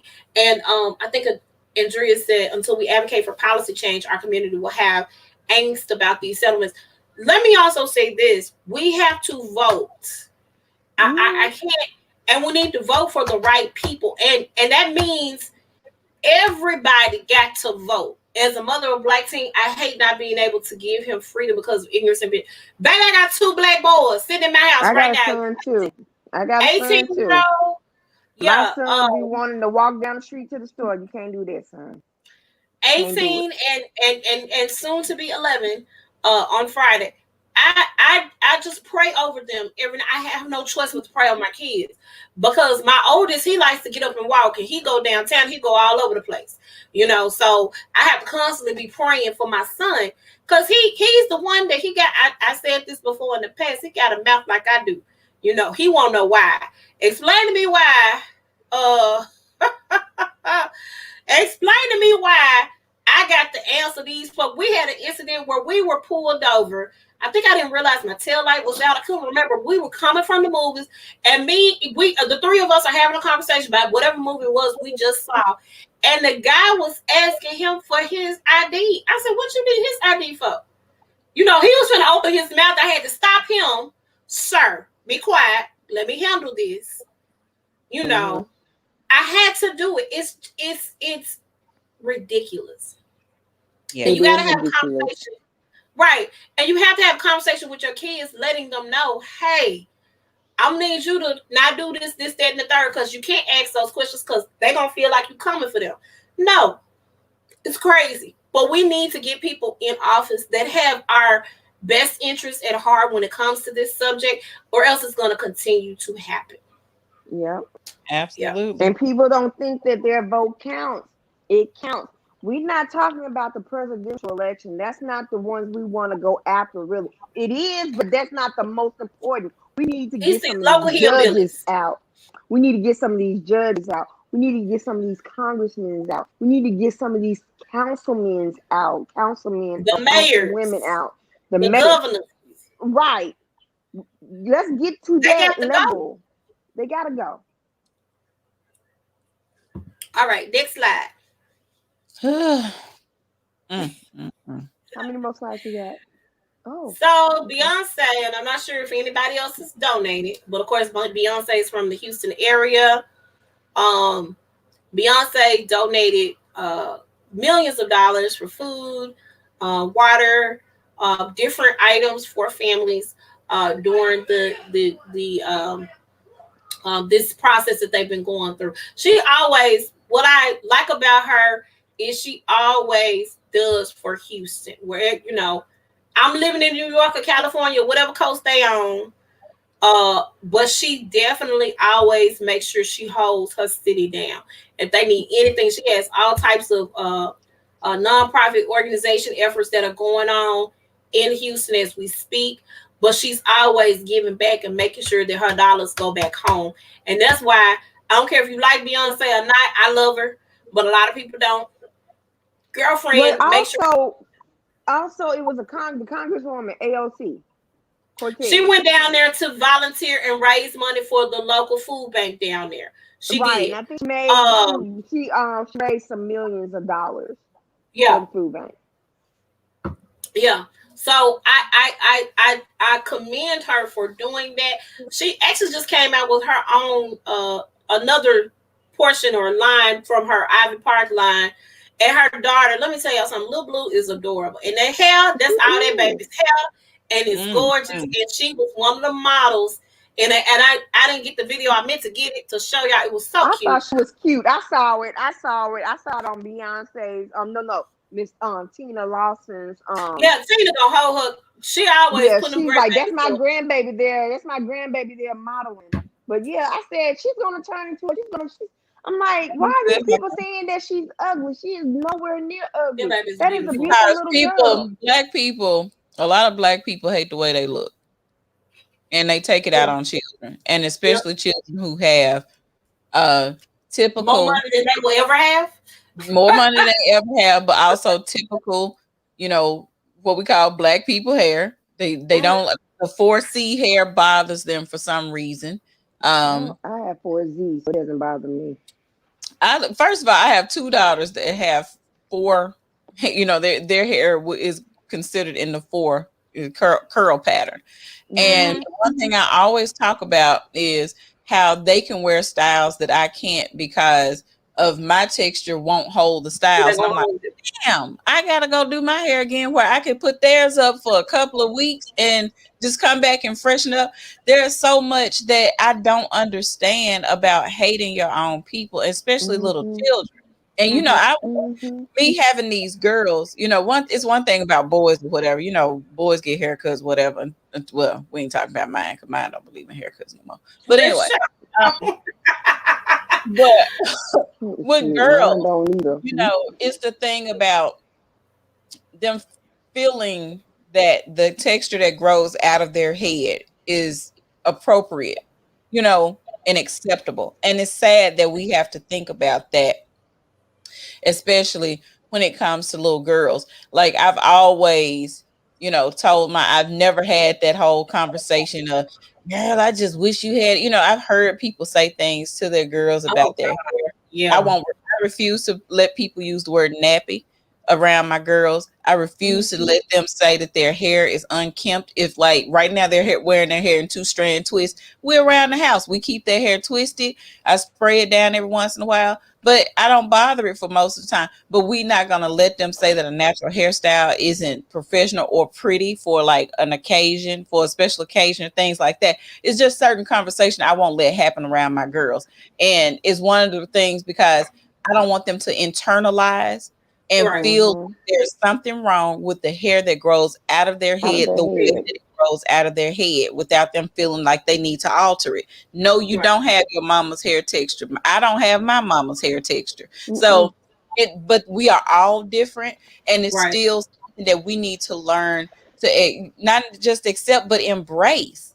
So, you know, I just think that, you know, fans and people that make these negative remarks about Blue Ivy expected Blue Ivy to be looking like Beyonce. Well, let me go here. She actually does look like Beyonce. As a matter of fact, if you put her baby picture up against Beyonce's baby picture, they look like twins. And they have the same hair texture. And they got the same hair because Beyonce without a perm or the weave. And Beyonce has a lot of hair. Let me go there right now because she's had her own hair. What video was that? I can't think of what video that was. Her and Slim Thug. I can't remember that song. That was her hair. You know, And so her mom decided to not put perms in her hair. And Beyonce did that hair that's on that baby's head in that video, in that ad, that's that baby's hair, because Beyonce didn't put no perm in her hair because she couldn't handle it. Beyonce said, we're gonna deal with this. We're gonna deal with this fro. We're gonna make it glow. And when we blow this out and make it straight, it's gonna be down your back. That baby got hair down her back. Y'all got to go get a weave and a sew-in for that. I got to get a weave and a sew-in for that. You know what I'm saying? Never gonna hate on that baby. That mama did what was right for her child. Period. I found the video. Yeah, I got the video of little Blue Ivy. Hold on, let me move this around. She's a very beautiful girl. See, look at this, y'all. First of all, look at this. Beyonce wears weave. Look, I started my natural hair journey because my daughter, her hair is so thick and coily and beautiful. She loves her hair and her skin tone because I've grounded her in that. The other thing is, and I want to say this: embrace whatever God gives. It's beautiful, but also it's okay that you want to switch it up. And y'all see, I switched it up. You can be somebody else every day if you want to. Video, I had to explain to a white woman. I had to explain to a white woman about the woman with the Gorilla Glue, and she was like, "Why would somebody want to do that to their hair?" And I had to let her know. I said, because in European standards, our hair texture is considered not. So she had to use something to slick it down, to make it look like it's straight, to slick it down and to hold in place, because our hair, if it has low porosity, it's not going to keep all of that gel. Right. So she needed something super hard to keep it slick. Yeah. And I said, all because we had to go by what the European standard of beauty was. And our hair is not that desirable, because our hair grows up towards the sun, honey. But let me say this: we gotta stop saying our hair is not desirable, because it is. It All is. the reason why I don't wear my hair on a regular basis because I don't want to comb it. I'm just keeping it real. I don't. I braid it down. I put it, and I do a sew-in. I do some braids. I do a crochet. I put a wig on. And plus I also like to change it up. I like different hairstyles. So that's just me. But I don't be wanting to comb my hair every day. If I had to get up and try to do my hair every day, now I'm gonna be late for work every day if I had to do that. You know what I'm saying? So I don't do it. I'm not gonna take the time. I get up at 4:00 in the morning to make it happen. And what I also don't like is how, thank you for saying that, TL. I don't like how we've pitted each other against one another, because you got some people out here that say, well, you can wear a weave, or you need to perm your hair, or you need to do this, and then you got other people out here saying, now natural is what it is, and da-da-da-da. No, it don't matter. And because I wear a wig or a weave does not mean underneath, baby, I promise when I take this hair off my head, it's natural as hell, okay? Right. Like I wanted to point out this. Let's be clear: hair down your back is not an indicative of beauty, because there's a whole lot of folks with long hair that need to cut it because it's stringy. It's a mess. Yeah. Agreed. It's not desirable. It is difficult to manage, and that's okay. I think my hair is very much reflective of my personality. I tell people that all the time. My hair acts just like how I do. Yeah. When I don't feel it, my hair ain't feeling it. I'm still trying to figure out how to deal with mine. I said I'm not going back to the cream crack. It's gonna be 6 years. Gonna be this year. It's my 6-year journey. Oh, here we go. Look at her. Look at that beautiful girl. Let me see if I got I love finding stuff on Instagram. She said, "Look at her baby." My pride. I love that. I love it. And that's the thing. You have to, if you don't start instilling that in your children early. I love that she did that. I love that she'll never comb that baby head. And she never did waver from that. She wanted her to wear her hair natural the way it came out of her head. You weren't gonna say nothing to her about what you gonna do. You gonna take her money from her? Because you can't. Because you can't. And let me make a disclaimer: the Kardashian does not do any black trends. Did not set any black trends. The Kardashian takes from our black trends, okay? I want to let people in the audience know. Don't be saying, "Oh, look what Kardashians done did." Look what no, they got from the black folks. That's all They right. sure did. They sure did. All right, we can go to the next slide whenever you're ready. Okay. I was pulling something else. I'm trying to what you trying to pull? A longer video, but there's not. It's not that's all it was. It was so pretty. I thought it was It's beautiful. so cute though. And I say that all the time. Like, one thing I like about them is they gonna ride for their kids. And Tina gonna ride for her grandkids and her children, all of it. Okay, so some sad news for Nicki Minaj. Her father was killed by a hit and run driver. It was an older white guy. He was like in his 70s. There were different news reports, but I think I saw on Wendy Williams a picture of the man actually getting arrested. Mm-hmm. He did not. This is why he's being charged.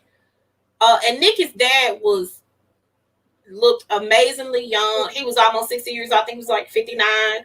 Looked good for his age. Of course, they're from the islands, so I can't remember which one. I think Trinidad or something like that. Dad looked good for his age, 59 years old. He was walking. I don't know if he was exercising or he was walking to the store. I'm not sure exactly what the capacity of his situation was, but the guy who lives in Connecticut hit him, didn't get out the car, or he might have got out the car, saw that he hit this man, drove off, left him on the side of the road, didn't call anybody, and they got it all on camera. So that's how they were able to get him. Y'all can't be hitting folk and running, because especially not in New York, because guess what? They filing the kid. That I done seen it on SVU. They got the cameras. They're gonna take a picture of your license plate. They actually got those. I'm just gonna put that out there. This happened in New York. I thought it happened in some kind of island. No, this was in New York. Her family relocated to New York. They moved here from Trinidad. So her dad and her folks stay in New York. The guy was in the city from Connecticut. The man who actually hit him, 70-something-year-old white man, and he can face, I think, 10 to 15 years in prison if they convict him. But they did arrest him. They said he turned himself in, but no, they arrested bro man in his garage at his house in Connecticut because he was not going to say anything. He was going to go on about life like ain't nothing happened. Part of that makes me feel like he's not supposed to have his driver's license if that was the case. The other part got me side-eyeing because it's like you done hit this black man and you done ran off. So I don't know if that's the case. They're probably gonna come out with, well, he should have turned his driver's license in years ago when he got Alzheimer's or dementia or something like that. So I'm not sure what the outcome is, but they did get him pretty quickly. So I'm glad that they did arrest him and get him and brought him in. So okay, let me just put this up here real quick from the last one. I've decided on braids or straight for my comfort, and I adore how Black women choose to style their hair, wig, weave, natural, whatever. And the fact that we can, not only that I adore, the fact that we can just uplift each other in our decisions, in our personal. Stop arguing about this stuff. Just because you don't put no perm, you put a perm in your head, don't mean that's what I feel. I haven't had a perm in over 10 years. My baby who's finna turn 11 is that he was a baby the last time I had a perm in my head. Yeah, I haven't done it. I've never had a relaxer, but I love me some color. As you see, your hair is beautifully colored. It is in purple and blue. That's right. Show I'm gonna you need to this summer. You need to do a color commercial, girl. Baby, I can't wait. Y'all put a whole rainbow in my head, and I'll still be just like, you'll be still the same fabulous Heather you are, girl. I'd be crazy, is what I'm gonna be. If you put the whole rainbow in your head, I can't wait. I told her we could put the whole rainbow. Whatever she want to do, she can do it. Gotcha. I like that. All right, next slide. I've been looking at wigs myself, girl. Wigs and weaves. Yes. Oh, rainbow baby. Girl, I'm mad at this rainbow part. Okay, so I'm looking at the she's having a rainbow baby.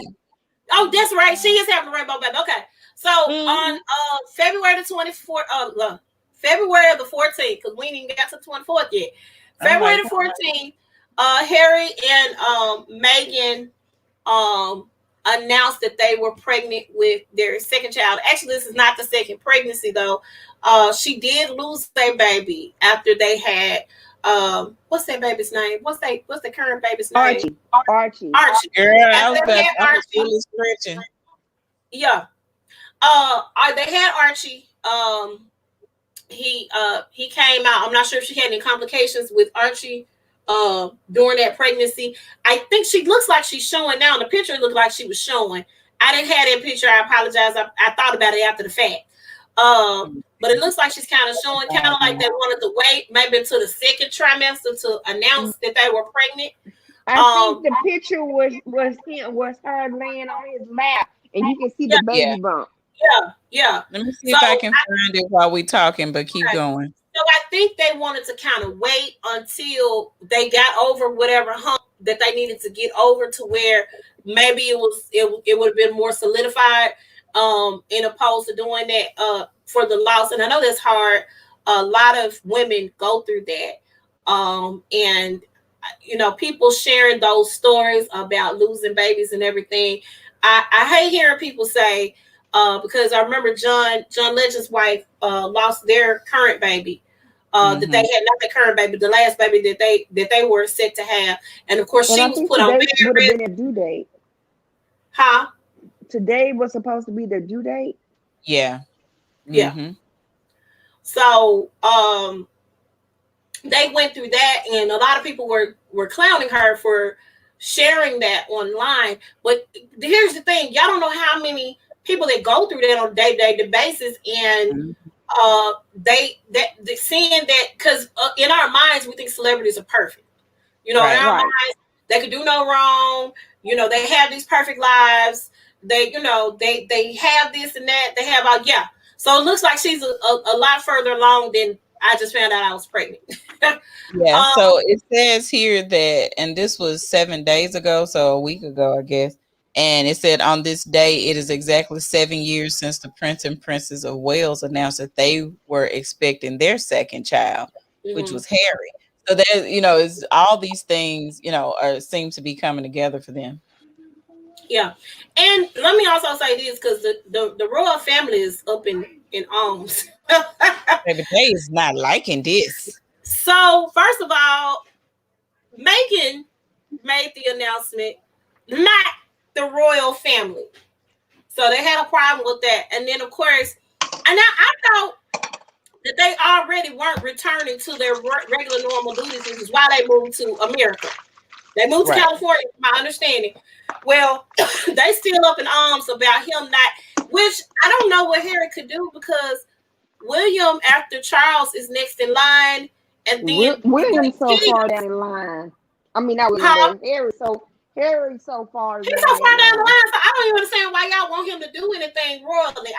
That baby don't want none of that. He lost his mama to all that mess. He don't want to be a part of that machine at all. And y'all should have known this a long time ago. He's always march to the beat of his own drum. He don't care about none of that. He done found love in his life, and they off wherever they at, and they having the ball. Let them folk be, and let them folk live. But that's where you seeing that control comes from, right? We see that people will do that a lot of times when they are not allowed to control your life and the goings on that you have. So they will make it super hard for you. I wasn't ready for that. They will make it super hard for you to, live your life without them still trying to find a way to interfere. And that's the thing with them, is that they didn't want the interference. I think they were okay with it. But at some point, too, you keep treating his wife any kind of way, he ain't going to want to be around you. It don't matter who queen mother you are, and I get the feeling that they were not as warm as they try or want people to believe they were toward her, and I think a lot of it has to do with what she looks like. So, I always hear people talking about, y'all got to stop putting race in the conversation, but it's very much a part of the conversation. It's there. You can't not talk about race. But we Exactly. know that probably had a lot to do with Their decision, yeah. And basically. I wouldn't want to be around people who made me feel uncomfortable all the time. I'm Absolutely. sure that the press was mean to her, was calling, I believe the press was calling her racial slurs and stuff like that. Yeah. Mhm. And she wasn't really getting along with Kate and them, so It's just I a don't know. mess. Their paparazzi is like the worst too. I thought our paparazzi was something new. They paparazzi got us beat by a whole bunch of miles. They are a whole mess over there. So Well, it's a conspiracy theory that Princess Diana's death was it was a hit on her by the royal family. They're saying this is what they're saying because her and Prince Charles was divorced. Prince Charles couldn't marry whatever her name is, the one he's married now, because you know how it was on the Crown. You can't marry anybody who's divorced. So the only way that he could marry her is if Princess Diana died. that makes sense. It sure does. So it's a conspiracy theory. I've been watching stuff talking about that it was a hit on her. And she really, a lot of this last season of The Crown, and I'm sure the fifth season when it comes out, they based that off of the interviews that they had with her. Had they not had any of that footage, it probably would have been speculation about the rumors. But a lot of that fourth season that we just saw, all of that was, I believe it all. I don't care what nobody say, because she said it with her own mouth. They got her recorded, giving these interviews saying, hey, this is what happened right here. And I believe it wholeheartedly. I believe it. Yeah. Totally believe it. So, okay, we can go to the next slide. Ooh, child. I know. Oh, this is a better picture. I didn't get that. Romney Babco, who's a comedian and an actor. We best know him as Megan Good's love interest in Think Like a Man. And he's also on this show, A Million Little Things. He's really good on that show. He is on the show, A Million Little Things, that I have not delved into yet. I know y'all keep telling me I need to watch it. He became a father at the age of 52. Now, we was clowning Too Short not too long ago, because he also... Who else became a father at 50 something? Okay, what's his name? George Clooney. Not George. Yeah, George Clooney. Stamos, the good dude. John Stamos. Yeah, he became a father for the first time at the age of 50. I didn't realize that. Uncle Jimmy. Also, his fine self. I'm trying to think. Also, somebody else. I just had the name. Stamos. Too Short. I'm not too short. Too Short. Not too short. Not too short. It was somebody else. Goldblum. Jeff Goldblum. He became a father for the first time. Well, he was in his 50s when he first had his first child. Okay. I didn't know that. Men can do that. I'm looking it up. Y'all know I'm looking everything up while y'all talking. Yeah, men can do that. Well, we talked about Too Short on here not too long ago. And, I'm surprised Too Short don't have a love child somewhere else. He might. The other thing about being men is that they can hide it. They can. They really can. We can't. Mama's baby, daddy's maybe. That's really how it is. Yeah, let's see. Jeff Goldblum said he has 2 kids, but I was trying to pull a picture, but nope. Okay. But anyway, that's a good, I think that anytime you can allow love in your heart to bring a little human into this world, at whatever age, do it. Yeah. Do it. I'm glad for him, especially if that's something that he really, really wanted. You know what I'm saying? Like, a lot of us don't think about it. A lot of people are seeking, want to be parents. Janet Jackson. I don't know if it's her second baby. I don't know how. He's so handsome, Andrea. Go ahead. I don't know if this was Janet Jackson's first baby. I'm still thinking there's a love child between her and James DeBarge. I ain't gonna never not believe that. I don't care what nobody said. But she had a baby at 50? Mhm. Yeah, she had her baby at 50. That's why she had postponed her tour because they had gotten pregnant. And she, of course, her being 50 some years old, She she had to didn't sit her want butt to. down. Yeah, she didn't want to. All the dancing and stuff that she does, she didn't want to be like, okay, no baby. So Yeah. she really wanted that baby. So, like I said, I believe too, because if y'all notice, a lot of people said, well, Janet was just a thick child at that point. But if you notice, like Pleasure Principle, not Pleasure Principle, dang it, I can't remember what video that was. Her clothes were Control. really Rhythm bad. Nation? Nuh-uh. It was on the Control album. So it's either When I Think of You Yeah, or this video. What Have You Done for Me Lately? What have you done for me lately? It was So another let's one too. wait a She while. was wearing like baggy clothes. All of her videos, she had Pleasure Principle. She had the t-shirt tied up, so it wasn't that. But after that, all those videos, what have you done for me lately? The other one you just said, she had like the blazer and the baggy clothes. So that's what makes me Let's think. wait a while. You know, I'm looking at all this right now. Let's see. What have you done lately? Yeah, Let's wait. That's when Paula Abdul was sitting in the movie theater doing this. Ooh, that's when Paula Abdul was her choreographer. What's her yeah, choreographer? Paula Abdul was her choreographer at that time. Yes. Let me see. I'm gonna pull this video for. Hold on. Let me see. Let me see first before we go to it. Where you stay in the diner? What's up, girl? He stood me up again. Well, what's up with this guy? Do you really like him that much? Yes, honey, I love him. He doesn't like a lot of nice things for me. I know he used to do nice stuff for you, but what has he done lately? Look, before we get pulled off the right, yeah. Like, let me just mute it while we look at it, because that's what we do. Yeah. Let's just mute it and stay on. Yeah, I see.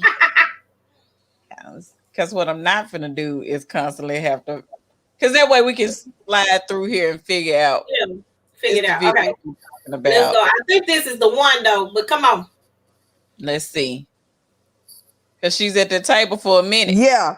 And she got that blazer. Yeah. And it's her whole tour, she was wearing those baggy clothes and them blazers. That was her whole tour. That was her wardrobe for the entire tour. And also Nasty Boys too. Yeah. Okay. Don't like no nasty car. I don't like nasty food. Yeah. Yeah, because now that you mention it, everything is like from the chest up. Mm-hmm. The only nasty thing I like. Yeah, they're not getting too close. But let me tell you something. If this was the thing, this love child baby situation, I'm gonna say them NDAs that she made folks sign must be super, like. I don't think it was her. I think it was Joe. But I'm just saying, still kind of in control. 30 and 40 years later, and these folks still ain't, they had to sign an NDA. I'm pretty sure about it. They had to, but they're claiming her as her niece. I don't know whose child she was supposedly, but they're claiming her as a niece. I seen the girl. I said, "Nah, that's your baby. I don't care what nobody say. That's your whole child. That's a whole child. That's your whole child." Like in the hot mess, how Jermaine and Randy got the same baby mama. Oh yeah. Mm-hmm. Jermaine got his brother's wife when he was done with her. Oh, Jermaine just called. All right. They said that he had the original Gorilla Glue with his hair. He did. Oh my God. His hair is a mess. Listen, we're going to spend exactly 30 seconds on this young lady. You know what? I will forever remember her driving in the car, talking about how, how like your life is good, you eating all right, you losing weight, your hair growing back like you never lost it, you doing stuff with friends, and then all of a sudden, a fuck boy comes along and mess your shit up. Yeah. She's like, so what she do? B. Simone was doing is it Love Yourself challenge? I don't know. I guess that's what it was called. I don't know. The question that she posed was how we want all these things in a mate, but we're not the things that we want in a mate. So she was asking what we bringing to the table, how we got all these requirements and stuff, and we're not bringing similar requirements to the table. Hold on, but you single, honey. What you talking about? You single. Let me just say, B. Simone, first of all, has increasingly become not funny to me.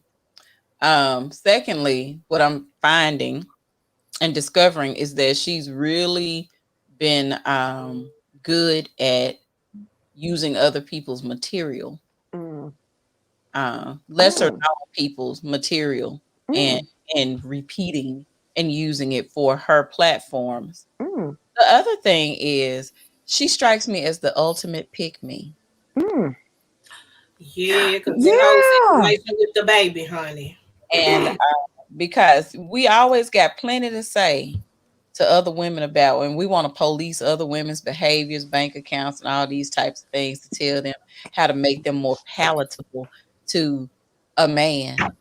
And we neglect the fact to understand that sometimes you do all this, all these things that you talk about still does not mean that you're going to get anything. It just doesn't mean that. So that is the thing that I really have a problem with. Sometimes, wait a minute. You do all this, all these things that you talk about still. Okay. So the thing that I have a problem with women like that, when they constantly pick on other women about, you ain't doing this, you need this and he needs that. And I'm like, what's happening? I don't know. Don't worry about me. Okay, because I keep hearing feedback. I'm like, let me close that out of my windows. But I have a problem with that type of language and behavior. One thing about it is very volatile toward other women. Yeah, absolutely. Power. It doesn't do anything other than show. You try to be like, you know how they go, I'm not like other girls. I'm not like these other women who gotta wear makeup because this and that. And I'm like, well, I mean, you ain't gotta be. Nobody asked you to be. So the type of rhetoric that she's now starting to spew is very much pick me behavior. Yeah, and absolutely. I don't have time for it. Like she was always the last picked on to be picked on teams and stuff. So and you know what? She carried this through her. I watched the Little Kim thing where she took the girls and put them on a boat. And they went to like the different islands and stuff. So Maya, I couldn't get into it. Shelly, I watched it. Yeah, she was heavier set when she was younger, and even now, I think when she first started out, she was a little heavier. She's gotten a little thinner because I'm sure she probably had some things done or probably been working out a little bit more or whatever that situation's looking like for her. But I think she's had problems with that in her past, so she probably has had some problems with being picked last and that sort of thing. That's what I got from that, because that whole thing was not only about them like coming together to have fun and people going to perform at different places and that sort of thing. It was also about them kind of having a moment to themselves to kind of relax, chill out, kind of do some healing about some things, learn some things about themselves, that sort of thing. That's why I kept watching it. It wasn't just about the party, if that makes sense. They had some issues that they had to iron out and work through. So as well, even her and her best friend, Pretty V, the other girl that is a Instagram star or whatever, social media star. She also, they also kind of had, dealings and run-ins and that sort of thing, and they had to iron out their little issues as well. So it was I liked it. It was pretty good. Now, I don't think they're gonna ever get a season 2, but it was really, really good. So, all right, next slide. I tell you this: if I hear "flued out" one more time, baby. Let me say this though, real talk. I want to get flued out. I'm tired of the house, so I want to be flown out, not flued out. Listen, we need to teach our folks better with the English. Now you want to be flued out. So there's a difference. Most cases, you want to be flown out. But when you we're want to be, gonna talk about we're gonna talk about the difference in flued and flown. I particularly want to be flued out, and I'll tell you why a little later on. Boosie, who needs to be worried about his sugar levels and not what this girl is doing, right? With his diabetic behind. Studying him. Boosie says Lori Harvey should not be goals. Period. She shouldn't be goals. Her best life. I'm not mad at her. So let me also put this out here, because the perception is that because she's dated all these different guys, she slept with all these guys. Because you date multiple people does not mean you are opening up, spreading them, laying them low and spreading them wide, or whatever that phrase is. Does not mean you out here in these streets and you actually for the streets. She's a young lady. She probably doesn't know exactly what she wants. I'm very glad that she dodged the bullet of Future if they ever had sex, because Future's a straight shooter. That's all I got to say. And he normally sticks his landing. I think Steve told her not to do it. Not to do it. Don't have sex with this one, honey. Not to have sex with Future. And I think she does consider what her stepfather, because that ain't her dad in real life. Let's be real and clear. Yeah. I think she respects a lot of what he says, but I think she's playing the game, and I think she's following those instructions of act like a lady, think like a man. But let me say this: before Act Like a Lady, Think Like a Man came out, I don't think she listened to Steve. Let me tell you something: the original player from the Himalayas was old Marjorie. I don't care what nobody say. That's the thing. What people don't understand is that, number one, if she slept with all of them, that's her business. We got to stop. That's another thing about young women. We always think that we get to police their bodies and their sexual choices. And that's, for me, that's a tool of control, because you want people to perform and behave a certain way. Number two, you single till you married. Absolutely. You are single until you marry. So she want to go up there and she want to knock all of them down. That's her business. She can date as much as she want. And I'm pretty sure by her having the parents that she has, they've already hipped her to whatever game. She knows what she's doing as far as she wants to date around. People have a problem with young women wanting to multi-date. People have a real problem with young women enjoying themselves in the way that they feel like honors them. People, especially like Lucy, who need to shut the hell up about everybody's child. He always got something to say. But, talking about not goals, hell, he ain't goals. At all. And it be the men who who are never goals. They ain't never gonna be goals in life. You know what I'm saying? Sir, why do you have a comment about this girl and you got 4-5 different baby mamas? You're not goals either, sir. Yeah. Shut up. This is my thing. You just need to mind your business, because it ain't got nothing to do with you. She's living her best life.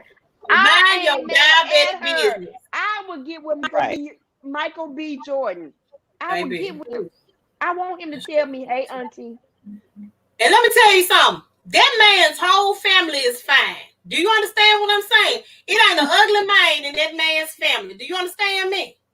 Not an ugly one. Now, I need him to watch out, because she did date P. Diddy's son and then turned around and dated P. Diddy. So I do need him to watch out for that.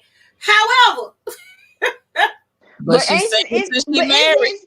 She is. His parents still married. She pulled a Diddy on Diddy. No. His parents are still married, so no, he's not gonna do the daddy thing. She's not gonna do the daddy thing, but an uncle or a cousin. When I say all the men in that man's family is fine, all of them men and that man's family is fine.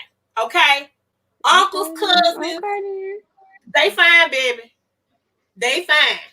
So because I can have you, I'll take an uncle. I sure can. An older cousin that's around my age, because they fine. They fine. Okay, let me stop. Boosie, mind your own diabetic business, sir. Baby. Okay? Make sure stay they out of sugar. control. Concentrate on your health, dude. And stay out of Kappa Because at the clothes. end of the Don't wear day, not one more Kappa t-shirt. Right, before they come jump you. Your brother can only hold them out for so long. Right. Your brother can only hold them out for so long. All right, next slide. Oh, Jesus. Take the wheel, Missionary Baptist Church. Here's another one. Next. So, I don't know if you guys have seen the Britney Spears documentary. I did not know her daddy still had control of her money. Literally, they have run this girl crazy. Have put her in situations that she should have never been in. And she go off and act the whole fool. And now I got to take control of your stuff. And I thought Britney had got to a better place. And I thought daddy had lifted the hands. No, man still got her money held up. Keep in mind, her daddy was not around. Any life decision, she has to go. She has to run it go over through by him. her dad. Keep in mind, while she was building up her brand and being Britney Spears, her daddy was nowhere to be found. It was her mom, her sister that was with her. Her daddy wasn't in the picture. Period. Dad wasn't concerned with her career at all. Okay, so all of a sudden he's able to step in and take conservatorship over her stuff. Doesn't make sense. Well, let's talk about old Justin real quick. I want to know what happened with the mom with all this. I don't know why the mom has not gotten it. I don't know if mom and dad are still married. That's a very big question for me. If they're not married, I don't know why her mom did not get conservatorship. Huh? I don't think they're still married. So I don't know what attorney he got, because whoever his attorney is good. Because first of all, I don't feel like they should have. I don't think Britney had gone. I mean, yes, she shaved her head and stuff, but it was a reason behind this. So when I saw the documentary, I said, okay, so she didn't completely lose her mind. She was tired of the shit y'all were putting her through. You know, they sexualized this girl at a very young age. She cut that hair off because she said, look at here. I'm not going to be this blood sexual bombshell for y'all to keep ragging on and telling me what I'm doing and how I'm doing it and getting and putting me, dragging my name through the mud. I ain't doing it. Right. So Justin insinuated some things in an interview and made a whole song about Britney Spears. At the time, when Cry Me a River. Correct. Got it. Britney look-alike, going through the thing. And Diane Sawyer, I mean, baby, she read that girl for filth. He saw the documentary apparently and apologized. Not only did he give an apology to Britney Spears, he also gave him an apology to Janet Jackson. Because at the time, instead of tell you who made him apologize, standing behind Janet at the time when she needed him the most, he kind of, I apologize, we shouldn't have done it. We were going to rip the thing off. My titty wasn't supposed to pop out. That's the truth. It wasn't supposed to pop out. We had the costume to cover everything up. But the thing was this. It's like this. Do we see her? I don't think her nipples were exposed. It was just her nipples was exposed. So depending on what coast you were watching the game on, you may have seen it or you may not have, because they were able to edit it out. But some people caught it, and it was a big deal. It was very quick, but it was long. I mean, it was because I remember, I don't know whose house we was over. I think we was probably over Eric's parents' house at Super Bowl. I don't know if you was with us or not. But I remember we was watching their halftime. And I just remember Paco, this is the best Super Bowl game ever. I was like, really? Oh, so colored. So colored. So very, very colored. Yeah, so, but he kind of didn't do right. So, of course, he apologized. He said, I was a part of the problem. I should have never, acted in the way that I did because I'm white, male, and privileged. I took advantage of that at the time. I should not have. what? And we almost done. What do y'all think about this good old apology this boy and gave? And then Wendy, you said you have some theories Well, about who I made him think apologize. I think his wife made him apologize. Who made him apologize? Jennifer Beal, his wife. Because he wasn't with Jennifer at the time that either one of these incidents. Well, clearly he wasn't with Jennifer Beal. He was dating Britney Spears, but he wasn't with her at the time of the Super Bowl. I don't believe. I'm talking about the apology that he just currently made. That's what I'm saying. Well, that's the point I'm making. I don't think he was with her at the time for her to hold him accountable for the BS that he had done in the past. Do you see what I'm saying? Yeah. So her name Jessica Biel, though. Huh? Her name Jessica Biel, not Jennifer. Yeah. Jessica. Oh, okay. Jessica. You said Jennifer. Okay. You said Jennifer Beal. Well, I think Jennifer Beal is from I said what's Jessica. that movie? What's that movie? You said Jennifer. What's that Flash Dance? Flash Dance, yes. When she turned around, she sit in that chair and do this, and that water come. Yes. So yeah, crazy. 2 different actresses.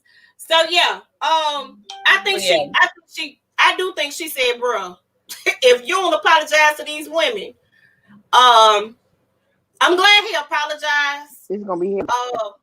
I feel like he should have done it a whole lot sooner than this. I really think he should have took a stand with Janet Jackson, because I do believe that was an accident. I don't think they meant for that to happen. They know what's up. And they told her if she didn't apologize, she couldn't perform at the Grammys that year or something. And so she was like, well, nigga, I ain't going to the Grammys ever again. How about that? So, he apologized to be on that stage. Go ahead, Hilda. I lost a lot of respect for him after that whole incident. I don't care how many times he apologized. I don't think it's genuine. I just think because his name has popped back up again, it's just a way for him to kind of get a little publicity. I call those Apollo lies. I just don't feel like it's coming from a genuine place. I think that there was a publicist type of crafted apology, basically, still not really taking full responsibility.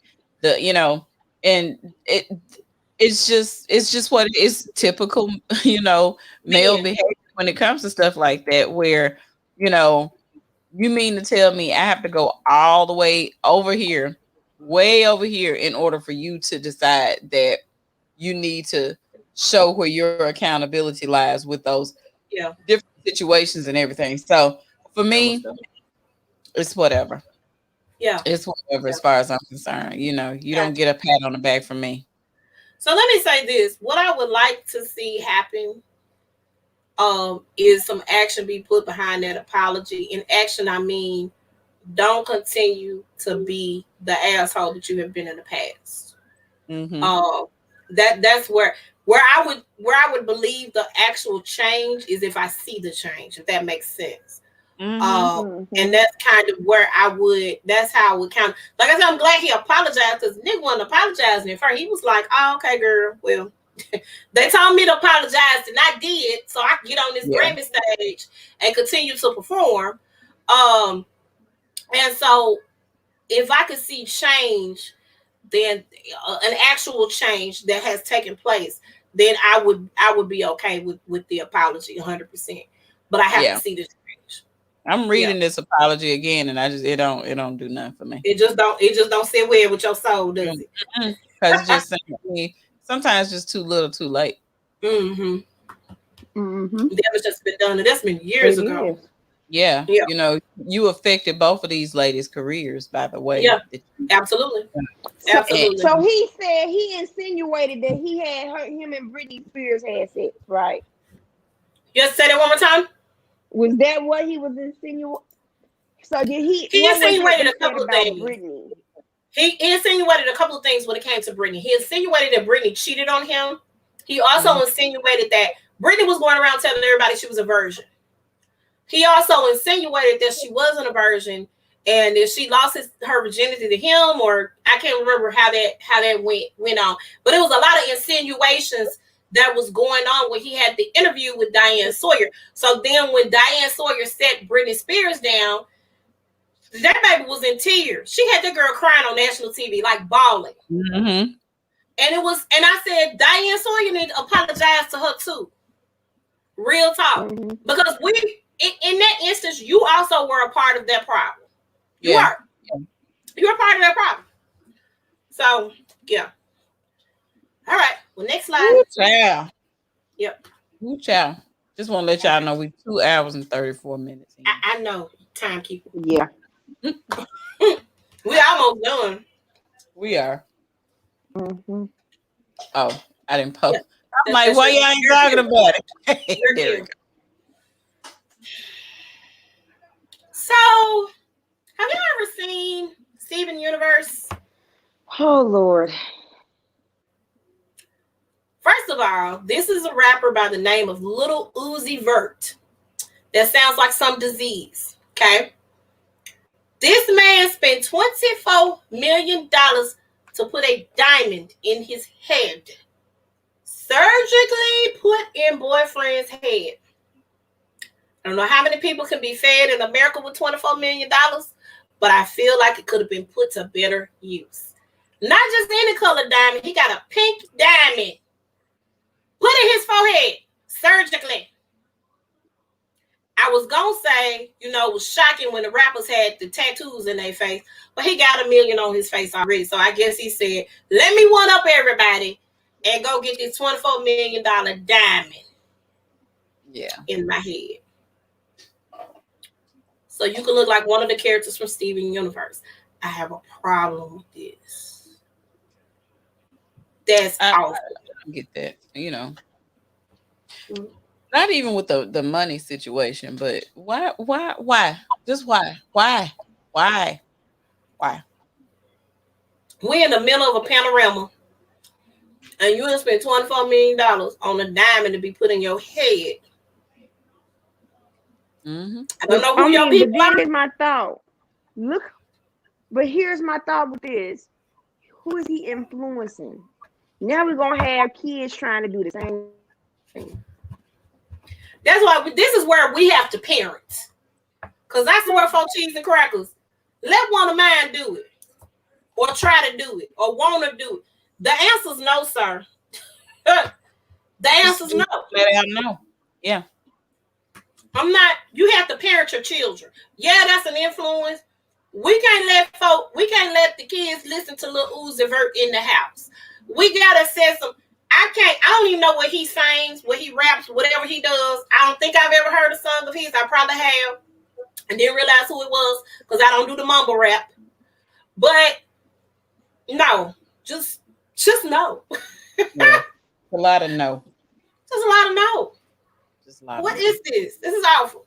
Okay, that's horrible. That's awful. Mm-hmm. Okay, so this, I don't know if everybody has seen. I know you ain't, so you're not included in this part of the discussion. But I do want you to listen to the story, because I know you ain't watched the movie. I probably won't watch it either. You probably won't, because I remember you saying you don't like the triggering things. Judas and the Black Messiah was about Brother Fred Hampton, who was the leader of the Black Panther movement in Chicago. And of course, this tells about, as you can see, Judas, who Lakeith Stanfield played. William McCall, was that his name, Wendy? I think so. William McCall, I believe so. Okay, who was infiltrated into the Black Panther Party to, feed the FBI information so that they could get the Black Panther Party. We saw how he was feeding information to the person. He was an FBI informant. The Black Panthers actually utilized his skills because he knew how to rig or do alarms and all this other stuff. So Daniel Kaluuya, I think that's how to pronounce his name. We're going to go with that. Okay. Who is British and African descent, and who can switch that accent up, because he sounds just like Fred Hampton to me. When I listen to recordings of Fred Hampton, Huh? I didn't even know Yeah. he was British. I'm sorry. I didn't even know he British until I saw Saturday Night Live yesterday. I'm like, huh? What? And I had to Google it. I'm like, He's British, baby. I knew that when Get Out came out and they were doing the press junkets for that. I remember I was like, oh, okay, you ain't from here. Okay, cool. because he was also on Black Panther, right? He was on Black Panther. He had the African accent thing because all of them was speaking, the African accents. But yeah, so he was also on Black Panther as well. Charlemagne, who, Charlemagne was raised by Wendy Williams. That's all I'm gonna say. Normally when he interviews people, he asks controversial questions or he tries to be messy. And he was really messy at this point because he kind of insinuated that Lakeith Stanfield, who was literally just playing a character on the movie, he tried to insinuate that that's how Lakeith Stanfield was in real life, like a Judas in real life. And Daniel was like, nah, what we're not gonna do is this. He played the character in the film. You're not gonna talk about this brother like this. He's not here to defend himself. Like that was his stance. Like we're not gonna do that. I see what you're trying to do, but it ain't gonna work. He's a phenomenal actor. He's a brother of mine. We worked on this film together. He's awesome. We're gonna leave it at that. We're not gonna go back. And he kept trying to poke whatever. Lakeith, of course, had some words for Charlemagne. But the point that I wanted to make about this is we don't see enough of this. We don't. We don't see enough of this at all. In Hollywood, in the music industry, especially with us. That's why I love Taraji Henson so much. Because no matter who it is on that stage, it could be Kerry Washington, it could be Octavia Spencer, it could be Regina King. Every award ceremony, Taraji didn't win. One of her sisters won. That girl standing up. I said, if I ain't got no friend like that, I don't want you. Do you hear me? Right. I love her for that because she's supportive of her other sisters in the game. You don't see this a lot, and we got to start being like this. And I'm not talking about just in Hollywood or in the music industry. The music industry is the worst at that because y'all got beefs and all kinds of stuff, stupid stuff that don't even make sense. Right. Instead of feeding into the drama, we need to start standing up for one another and moving forward. Doesn't make sense. It literally did not make sense for him to do that. And like I said, he was right. Wendy Williams is his mother, like in the radio industry, not in real life, but that's the tactics that Wendy used. And he interned for Wendy and was on the radio show with Wendy before he got the gig at the Breakfast Club.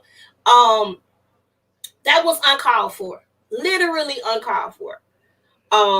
So that's why I wanted to share this story. We got to do better. We just absolutely have to. Absolutely have to. Yeah. That's all I got. I hope we that was our last slide. Let me just also say, again, just talking about that real quick. The fact that, again, these are learned behaviors. This is practicing a lot of uplifting each other, making sure that we do everything in our power to make sure the next person can get ahead. We've been taught so long, we still have that mentality that it's only space for one person, and we keep seeing every day that there's room for everybody. And so it is room for everybody. Attitude that is only space for one of this and one of that. The wheel been reinvented so many times, and everybody's still making money off of it. So why can't we got to start showing that part of us as a people that we can support. There's enough designers that everybody can shine, and that again, there's money to be made. There's money that goes around. You don't have to be the only one. You can help the next person or next generation. And I just, I do that. So, yeah. Yep. All right. All righty. Well, do you ladies have anything else? Now that is it. We good? Okay. Wendy, how can I reach you? I'm good. They I can said, reach me on Facebook, Wendy Edding. Go ahead. What? I was said they laughing can that you reach me. said I'm good. Go ahead, girl. Okay, again, let me try this again. They can reach me. Facebook, me Edinburgh Smith.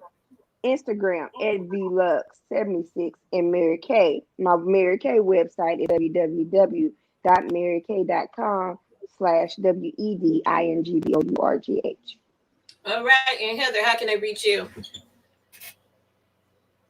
Oh, that's me. So here's all the information here. Heather's Passion Academy, Instagram, YouTube, and website is Heather's Passion Academy as well. And that's where you can find me. Typically, it seems like right now, every day of the week going live. I got to figure this out because this everyday thing ain't gonna work for my spirit. But yeah, y'all can find me there. And if you're looking to join in and converse and play around with us on Moist Mondays and Tease Me Tuesdays and whatever other days we've set aside to do recaps of some of these shows, that's where you can find me. All right, and you guys can reach me on all of social media: Facebook, Instagram, and Twitter at Vix Kia's Faith, or rather, Facebook Vix Kia's Faith, more Instagram and Twitter at Vix Kia's Faith. And you can reach us at The Size Up on Facebook, The Size Up, on Instagram, The Size Up 2102. Our YouTube page, please, guys, go over and like the YouTube page because really, really soon we're going to only be streaming on YouTube, and I want y'all to be ready for that change. So I need y'all to Size Up Official Podcast over on YouTube, and then email us if you have a show idea, you want to be a guest, you got a question, you want some advice. I ain't playing, y'all. We ready to read some letters and give advice. So hit us up at the sizeup2102@gmail.com. Also, if you want to listen to us, and one day we're going to have everything in order, you can listen to us on our podcast. Anywhere you listen to podcasts: Anchor, Google Podcasts, Spotify, Breaker, Overcast, Pocket Cast, Radio Public, and SoundCloud. So make sure y'all take a listen over there. Is that all? I think that's it. All right. See, y'all don't have any sales or anything going on with Bedroom Candy or Mary Kay? With Bedroom Candy, what we did find out, the suspense swing is back in stock. So those of you who are looking for that over the door swing, it did just come back in stock. And we do have 2 new products, the Vitamin D and Vitamin D Plus, and the Bougie. And if you want to know what those are, then you just head on over to my page. Do that. And that swing, I think, then came back into effect because Candy been online in that swing, and she gifted that to Cynthia on this last episode of Real Housewives of Atlanta. So yeah, that was probably I'm going to have a sale next Sunday because it's going to be my 21st year with Mary Kay. So I'm going to have a sale on my page. So that's it. 20% off. So.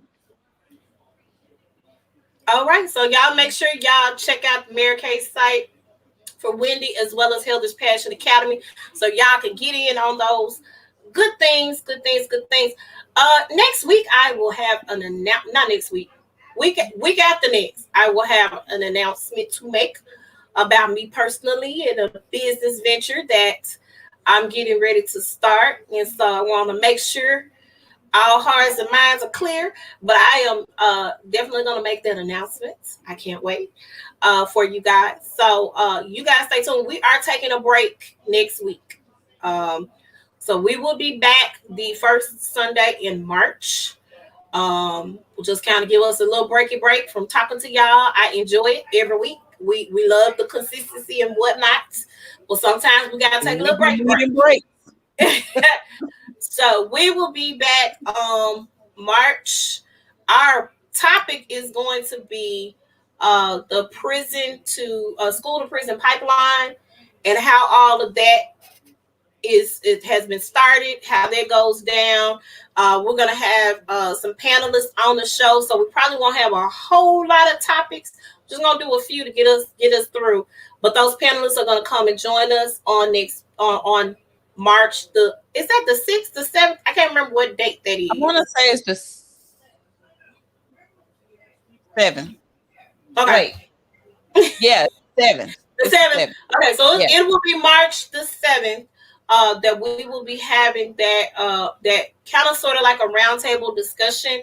We do need a school official. I'm going to put that out there right now, or a former school official that would not mind talking to us about that subject. I got two people that are awesome. Jabrina Johnson and brother John Best. They both will be on and be present for our show on that week. So we need one more person. If y'all know of anybody, or if you all want to participate and you have worked in the school system as an administrator or an official, and you want to be a part of that discussion, definitely hit us up at the Size Up, either on Facebook, Instagram, Twitter, or not Twitter, Facebook, Instagram, or hit us up on our email, thesizeup2102@gmail.com. All right. Well, thank you guys for joining us. We love the conversation and the commentary today. Thank you guys for participating, and we will see you on March the 7th. All right. Bye, y'all.